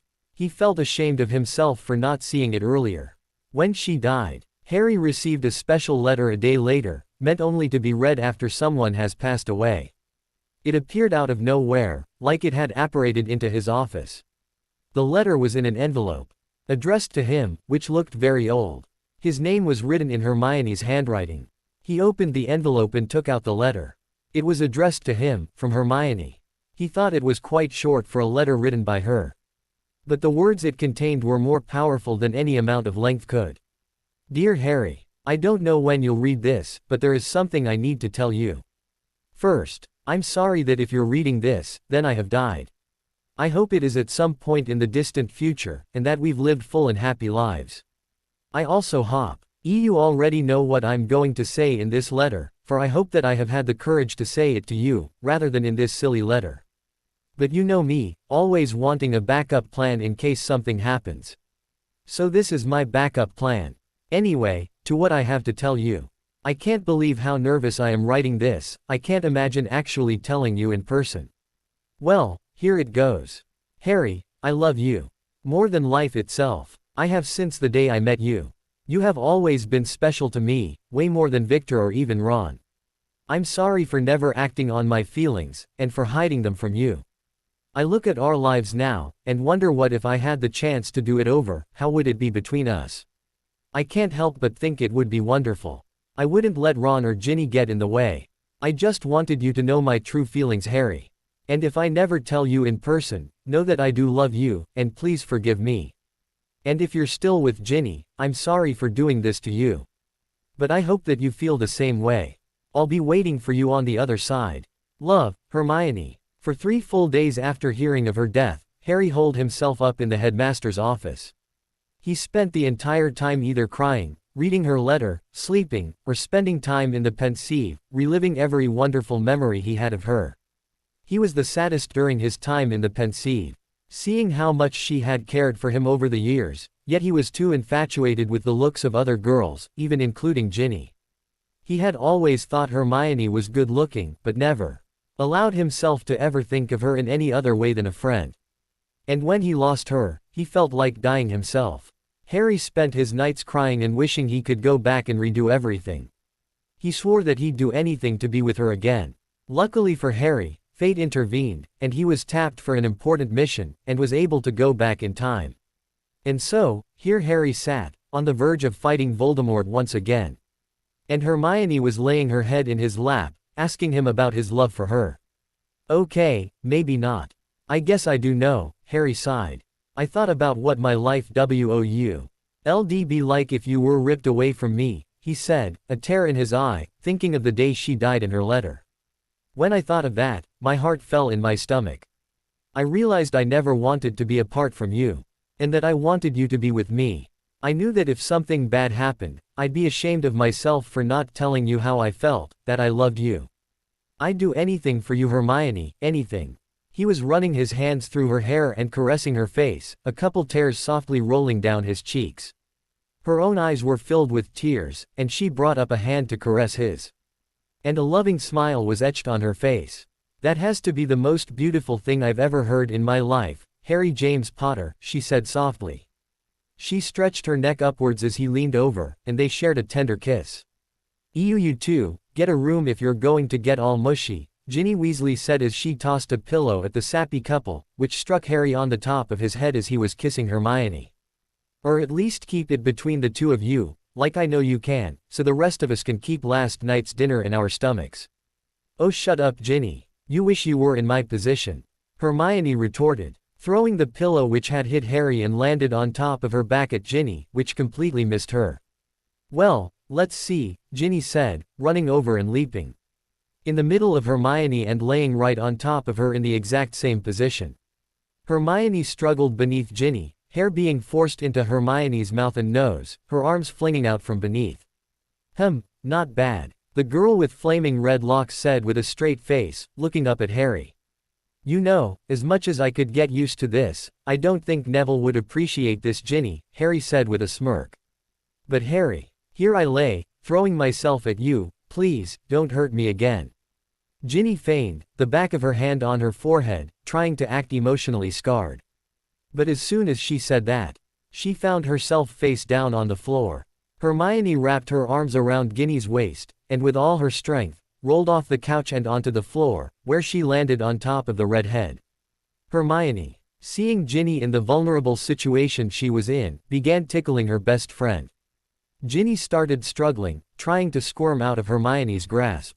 Harry was laughing hysterically on the couch, watching his two best friends tumbling on the floor, trying to tickle each other. This is Will. Ow. Hermione was hit square in the face with a pillow by Ginny, who had an evil grin on her face. Hermione grabbed the pillow forcefully from Ginny and began whacking her with it. Teach you, thwack, to interrupt, thump, a nice, smack, romantic, wham, conversation I'm having with my Harry. Quote. Harry was clutching his stomach, dying from laughing at the two girls. Both of them stopped the fighting for just an instant, and stared at the boy who was laughing at them. They turned their heads to look at each other, and both their faces lit up at the same idea. They sprang to their feet, Hermione dropping the pillow, and both girls jumped on Harry, trying to tickle him now. Ginny taking the top half and Hermione the bottom. Harry curled up into a ball on the couch, but it was no use. The girls simply jumped on top of him and began their assault once more. Just then, Harry heard a male voice, and he was hoping he'd be rescued. And what do you two think you're doing to the boy who lived? Harry couldn't make out who it was. Nothing, both girls said in chorus, momentarily stopping their assault, trying to give the best innocent-looking faces they could. Ginny then smiled and batted her eyelashes at the boy when she realized who it was. Anytime I see that look from you, Ginny, I know trouble is around, said Ginny's boyfriend, Neville Longbottom. I'm going down for breakfast, anyone care to join me? Ginny nodded enthusiastically, but Hermione was shaking her head. No thanks, Neville, Harry and I ate already. We'd just been back a few minutes before somebody interrupted our nice conversation, Hermione said, shooting a mock glare at Ginny. Ginny replied by sticking her tongue out at her, and got up and walked over to Neville, thrust her hand into his, and the happy couple waved at the couple on the couch and walked out of the common room. Harry was breathing heavily, trying to recover from the fit of laughter and assault that had just taken place. He would have to remember to thank Neville for his unintended rescue. He uncurled, rolled over and looked at Hermione, who was sitting near his feet. She got up and sat next to his head, and leaned over him so her long brown hair engulfed his head. Now, Mr. Boy Who Lived, where were we? Hermione said with a sly smile. Need a place to teach them to fight. A place to practice, somewhere no one else can get into. Harry thought, walking 3 times back and forth, in front of the blank wall on the 7th floor. Suddenly, a door appeared in the wall. Harry walked inside, and smiled at what he saw. It was a smaller, simpler version of the first Dumbledore's army room. Bookshelves lined the walls with books about all sorts of defensive spells and counter curses. The floor was soft for sitting or landing on, and there were practice dummies to shoot spells at. Y had sent a message to everyone in the DA to meet at 7:30 p.m. tonight, and he arrived here a couple minutes early to ensure that the correct room for practicing would be here. After a few moments, the door opened, and the other 5 members walked in, oohing and awing at the room in which Harry had requested. "I hope everyone brought their wands," Harry said to the group. All of them nodded, indicating they all had, indeed, brought their wands. "Good, because tonight, we start training." "Training for what?" Ron asked. "Do you honestly think, Ron, that I'm not going to help you guys learn what you need to learn? What if my plan fails? I want you guys to be prepared.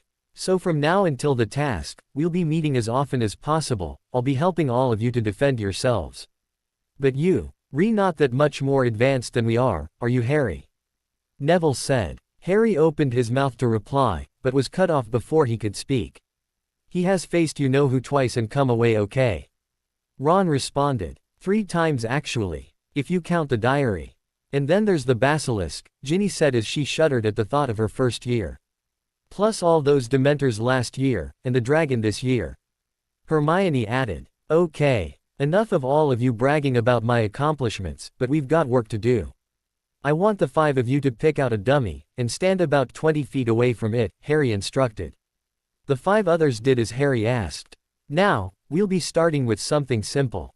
The disarming charm. On the count of 3, I want you to disarm your dummy. Ready? 1, 2, 3. When Harry shouted 3, a loud chorus of "Expelliarmus" reverberated through the room, and only 2 of the dummies had been disarmed. Hermione and Ginny were the only ones who were successful on the first attempt. Harry waved his wand, and all the dummies were rearmed, and shouted, again. This time, Ron and Luna succeeded as well. After the second try, Harry heard a loud sigh come from Neville. "I'm horrible," he said as he hung his head. "I shouldn't even be here." Harry walked over to his friend and patted him on the back. "It's okay, Neville, you'll get it. You're doing everything great. But the only thing you're missing is confidence," Harry said as he consoled his friend. "This goes for all of you too. If you don't have confidence in the spell you're performing, you'll never succeed at it. You can wave your wand perfectly, enunciate the incantation perfectly, but if you lack the confidence to perform it, you'll never succeed. Now Neville, I want you to do this one by yourself. I want you to focus. Not on your wand, not on the incantation, but on you. I want you to say to yourself, 'I will do this,' and want you to repeat to yourself, until you really believe it. And when that happens, disarm the dummy, okay?" Neville nodded, not looking too sure about Harry's idea, but decided to try it anyway. Harry took a step back to give Neville some room. After about 20 seconds, Neville shouted, "Expelliarmus." And in an instant, the dummy's wand went flying away from it. "I did it. Wow. Thank you, Harry," Neville said as he was engulfed by his fellow DA members. After a few moments, Harry separated himself from the group, and brought their attention back to the task at hand. "Okay, Neville, that was great, but now we have to focus on getting it right every time. So, RRY flicked his wand and the dummies were once again armed. Again. This time, 3 of them succeeded, Ginny, Hermione, and Ron. Again. And Luna and Neville disarmed their dummies on the second try. We seem to get the basic idea. Now the focus is consistency. Harry rearmed the dummies, and shouted, again. Harry repeated this step over and over until all 5 members successfully disarmed IR dummy on the first try 5 times in a row. Harry then bewitched the dummies to move side to side. Again, he made all 5 of them disarm the dummies 5 times in a row. Good work everyone. Tomo. Row Night we'll focus on stunning and counter curses. Class dismissed. Harry, we never got to see you do it. Care to show us, oh great teacher? Ginny said sarcastically. Harry simply smiled, flick. Ed his wand at the dummies so that they all had 2 wands each and walked to where the group was standing. He pointed his wand and the dummies, and said in a casual voice, Expelliarmus, and all 10 wands came flying at Harry and landed at his feet. The other members simply stood there, mouths ajar, staring at Harry. Like I said, Class dismissed, he said with a small smirk on his face. Over the next week, the DA had improved exponentially under Harry's tutelage. They were now certainly capable of defending themselves. But Harry had not let them duel, a fact not missed by the group. "Harry, when do we get to duel? I mean, we're getting bloody good, you know," Ron said, stunning 3 dummies in a row. "You're not ready, Ron," Harry coldly replied. "Says who? We're not going to be fighting dummies all the time. You want to duel, Ron? Fine, then we'll duel. Everyone, clear out of the circle area here. Stay there, Ron." As the other backed up, Harry cast a spell which encased both he and Ron in a dome-like shield. "The shield will prevent any stray spells from hitting you guys." Harry looked at Ron, who has trying to look confident. "All right, Ron, give it your best shot." Ron started shooting off jinxes and curses at Harry. Harry walked slowly around the edge of the dome, easily deflecting everything Ron was throwing at him. Harry was flicking his wand casually, and left hand held behind his back. Looking bored at Ron's attempts. Ron was getting more and more infuriated that Harry was not only not retaliating, but also looking like he was sleepwalking. Ron was trying his hardest, and kept firing off spells. Each one though was deflected by Harry into the shield. The others outside the dome were amazed at the ease in which Harry was defending himself. "Hey Ginny, why don't you join your brother? He looks like he could use the help," Harry called out. Ginny looked at the others, shrugged her shoulders, walked through the shield, and joined her brother in casting spells Harry's way.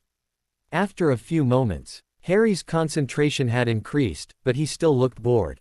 The 2 Weasleys were standing side by side, throwing jinxes and curses that seemed no closer to hitting Harry than Ron by himself. "Okay. The rest of you, come on." Luna, Hermione, and Neville looked at each other, obviously not sure if the 3 of them were going to be of any help, but stepped through the shield nonetheless. They stood alongside the 2 siblings, and began firing off their own spells. With the addition of 3 more assailants, Harry finally looked interested in the duel. However, it made seemingly no difference, as no one could hit him. "Fight back you get," Ron shouted at Harry. He simply smirked, and a couple seconds later, all 5 of their wands flew towards Harry, landing at his feet. Harry was still pointing his wand at them. "You guys actually did really well. Most Death Eaters would have gone down with just Ron and Ginny, I'm sure, but you didn't fight well as a team. Your strategy was horrible. When you have an opponent 5-on-1, you have to use that to your advantage. Surround them the best you can. I'll stand in the middle, and you guys surround me, Right to be equally distant from each other." Harry moved to the center as the other picked up their wands and surrounded him. "See, now you guys have a complete advantage on me. I have to turn to see everyone. Your spells will have a better chance at getting through. But you were at the edge of the dome last time, how were we supposed to surround you?" Hermione asked. "In most fights, you're not going to be enclosed in an area. So you have to spread out as best you can. In that case, your best course of action was to form a semicircle around me and corner me into one spot, then close in on me. Now, you have me in the open. You've got me surrounded, the best case scenario. But be wary that your companions will also be firing off spells, so watch out for stray, missed, and deflected spells. Okay everyone, wands ready. Give me your best shots. 1, 2, 3. At 3, 5 spells came firing in towards Harry, which in one whirling motion deflected all 5. Soon, spells were flying left and right as the DA tried getting to Harry. Harry was enjoying himself, having not had a fight like this in years, though he wasn't going at full speed. Finally someone struck Harry with a hex. After getting hit, Harry put up another dome around himself so that he would be protected from the flurry of other spells. Everyone stopped to look at why Harry had thrown up another shield, and began logging when they saw just which hex he got hit with. Score 1 for Ginny. The famous bat bogey strikes again. Ginny yelled excitedly as the small bats were attacking Harry, who after just a few seconds waved his wand and the bats disappeared. Harry removed his personal dome, and smiled at Ginny. "See, you overwhelmed me this time. I couldn't keep up, and would have been in deep trouble had I not protected myself in time. I'd have been hit with a lot more had I not done so.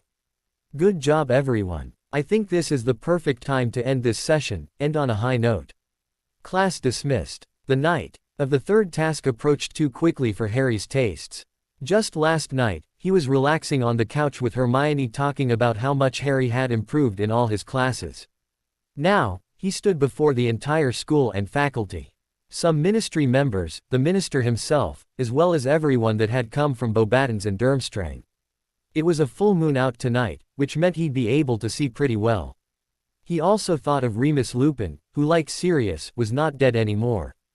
Harry didn't know where Lupin was, he was only sure that he was miserable in his werewolf form. He looked up in the stands and saw the entire Weasley clan, who had come to root him on in the final task. He saw the entire DA sitting together, close to the Weasleys, seeing as 2 of the members were Weasleys. His eyes then came to rest on Hermione, who looked somewhat worried but was talking to Ginny. She must have felt Harry's gaze on her, as she turned to look at Harry, and gave him a big smile. "Hey there, how are you feeling?" she asked, trying not to sound worried. "Just peachy. Never better. Do you always deal with stress by being sarcastic?" "Me? Sarcastic? No," he said, trying to ooze sarcasm. And she chuckled at him. "Well, I suppose you'll be doing better than the rest of us out here, a wreck of nerves." Before Harry realized it, he heard Ludo Bagman's loud voice. "So, on my whistle, Mr. Potter. 3, 2, 1, and Bagman blew on his whistle. "Good luck, Harry." Harry ran into the maze at full speed, casted a Lumos spell with his wand, because it was nearly pitch black in the maze. And at the fork, took a left. After a few more turns, he heard a second whistle, indicating Cedric now entered the maze. "Okay, no more playtime, let's get through this quickly." He knew he was facing the right direction, so he walked up to the hedge wall, pointed his wand at it, muttered an incantation, and a small archway formed, letting him through unscathed. He stepped through, and the path closed immediately afterward. Passing through a couple more hedges, he encountered his first obstacle, which amused him to the fullest, a boggart. Well, it was a small cabinet which more than likely housed a boggart. This should be interesting. The cabinet opened, and what came out shocked him. It was not his normal Dementor boggart, which would have been a piece of cake. Instead, Hermione stepped out of the small cabinet, started walking towards Harry, suddenly was hit with a flash of green light from behind, and collapsed at his feet. He screamed out instinctively, "Hermione!" His heart fell into the pit of his stomach, and he nearly broke down crying and fell to his knees. "Hermione!" he screamed in his head. "Harry! What is it?" Hermione thought back to him, sounding very worried and panicked at the sound of Harry's scream. Hermione's voice in his head snapped him back into reality. Harry gasped for breath, trying to regain his composure. "Harry! Say something!" "Hermione, you're okay," Harry said in a relieved voice.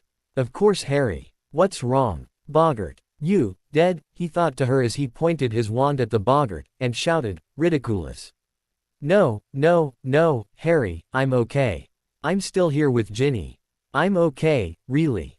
I'm sorry. I never thought, a boggart of all things. I'm okay, Harry, just don't scare me like that again, okay? I love you, be careful." He chuckled at her response. He was so thankful that she was really okay, and even after this, could make him laugh. "I love you too, and I'll try to, that is be careful, not scare you." Harry continued on, passing through all the hedges. He raced on, and nearly ran smack into the same Sphinx he'd gotten past last time. The Sphinx looked rather amused at Harry. "I don't believe cheating like that is allowed in this maze, human boy. Hey, they never said I couldn't, so it's not cheating." The Sphinx looked down at Harry, and seemed content with his answer. "You are very near. Yeah. Just ask me the damn riddle, will ya?" "In a hurry here," Harry interrupted. "Very well then." The Sphinx rattled off the same riddle it had the last time, and Harry could hardly wait for the Sphinx to finish. He thought by the time the Sphinx finished, he could have gotten past it by force, but decided that he'd rather keep it here in case the others got close. "Spider. Now, if you'll excuse me," he said in a rushed tone, pushing his way past the Sphinx before it had an opportunity to get up. He made one more turn, and saw the faint light of the cup at the end of the way. He jogged towards the cup, knowing he'd need his strength for what was going to come next. Soon, he was standing next to the Triwizard Cup, breathing deeply, preparing himself to face Voldemort one more time. And hoping everything would go as he hoped. He reached out his hand, grabbed onto one of the handles, and felt the familiar pull behind his navel. Harry landed hard on the grassy hill, he force of coming out of the portkey throwing him to the ground, and he rolled down the hill several feet before stopping. He inadvertently threw the cup several more feet down the slight hill. He looked around him, and a chill ran up his spine. He had revisited this place too many times to count in his nightmares. The same fear and panic that were a part of his nightmares became a harsh reality once more. He was here, again. The site of perhaps his most dreadful memory, the night Voldemort returned.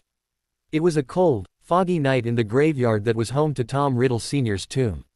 Harry looked around and saw the familiar sights of his nightmares, the small church past the yew tree, the old house on the hillside, and the Riddle marble headstone. He saw a cloaked, shadowy figure walking towards him in the moonlight. He knew immediately who it was, there was no mistaking the unique walk of Peter Pettigrew. He heard a cold, high-pitched voice come from Pettigrew's arms. "Bring him to the head SSS stone," it hissed. The hair on Harry's arms and neck stood up from the sound of Voldemort's voice. Pettigrew grabbed Harry by the scruff of the neck and dragged him to the headstone. It took L of Harry's courage and restraint to not take out his wand and kill both Pettigrew and Voldemort right there on the spot, but he had to make sure his plan fell into place. Pettigrew stood Harry up, slammed him against the headstone, and conjured cords to tie Harry from his neck to his ankles on the headstone. Harry closed his eyes, for he knew what was coming. He felt his mouth being stuffed with some sort of rag to keep him from screaming. Harry still had his wand on him, but tried to let everything play out as it did. He kept his eyes tightly shut. He did not want to see again what was in front of him. Instead, he put all of his effort into taking his mind elsewhere. He was flying on his firebolt, winning the Quidditch Cup in his third year. He was at number 12 Grimmauld Place with Sirius. He was meeting Hagrid for the first time. He was visiting the Weasleys during Bill and Fleur's wedding. He was holding little Teddy Lupin, his godson. He was kissing Ginny in 6th year. He was proposing to her. He was getting married to her. He was kissing Hermione in the Great Hall. He was holding her hand and walking around the lake at midnight under the invisibility cloak. He was running, his hands through her wonderfully bushy brown hair and gazing into her lovely chocolate brown eyes. He remembered her calling him, Mini Harry, before he told her about their telepathy. He was saving Beak and Sirius with her in 3rd year. He was hugging her after she had been depetrified in 2nd year. He was holding her hand at his parents' graves in Godric's Hollow during their hunt for Horcruxes.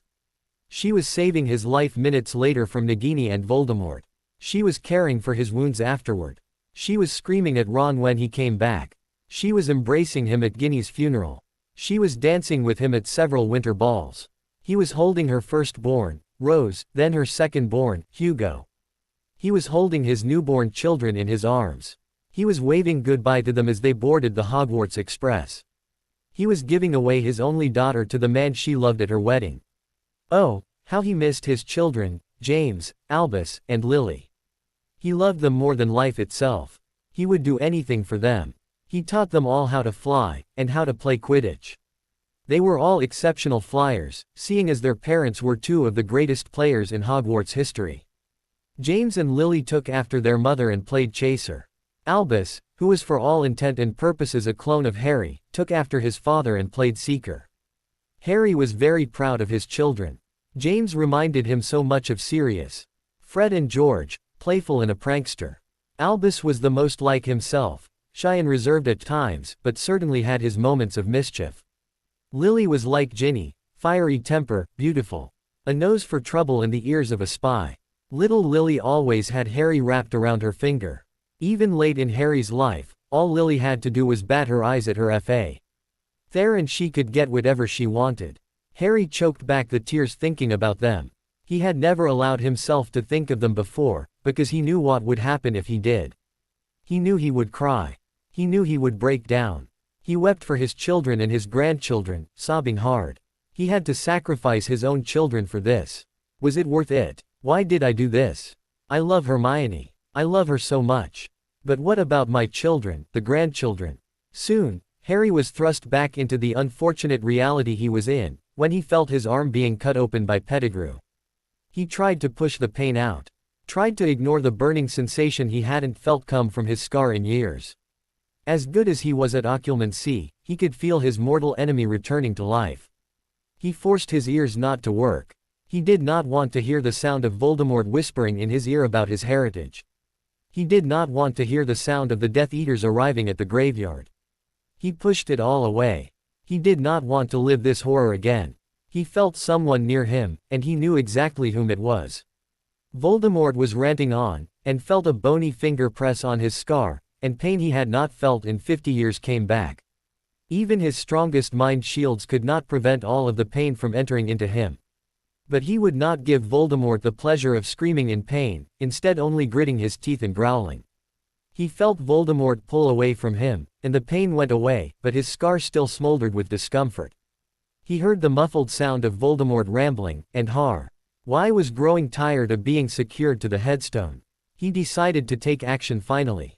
He opened his eyes and saw the Death Eaters surrounding Voldemort, and he used his magical ability to sense for Nagini. Which thankfully for Harry has there, hiding under a blanket by the large cauldron. For the first time since coming to the graveyard, Harry smiled. The one part of his plan which he couldn't know for sure would happen, did. The snake was here. Harry grew tired of hearing Voldemort's voice.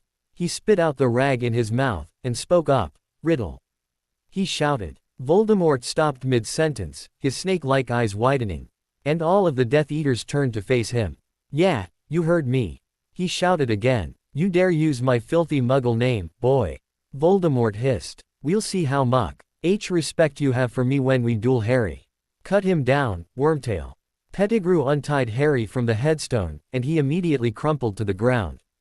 Voldemort walked towards Harry and pointed his wand at him. "Get up, Crucio." And Harry rolled around on the ground, writhing in pain. After what felt like hours, the pain was gone. "Get up," I said. Harry slowly pushed himself up onto his knees, then rose slowly to his feet. Still hunched over at the waist, gasping for breath, he looked up at Voldemort. "Why would I want to duel someone who can't even kill me as a baby?" he said with a small, cocky smirk on his face. Voldemort's face scrunched up in anger.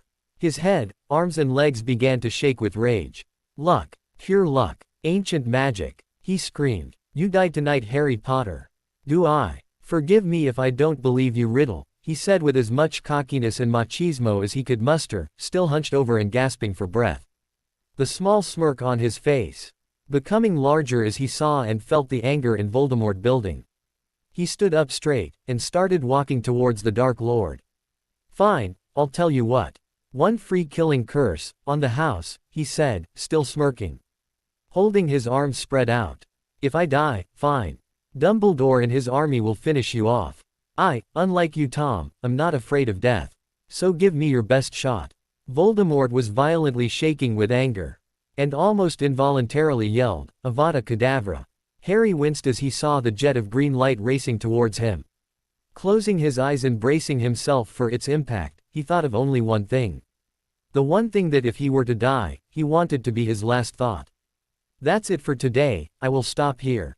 I hope you all enjoyed this video. If you please consider subscribe and make sure to hit that like button, share with your friends, and don't forget to check out my Patreon. Details in description.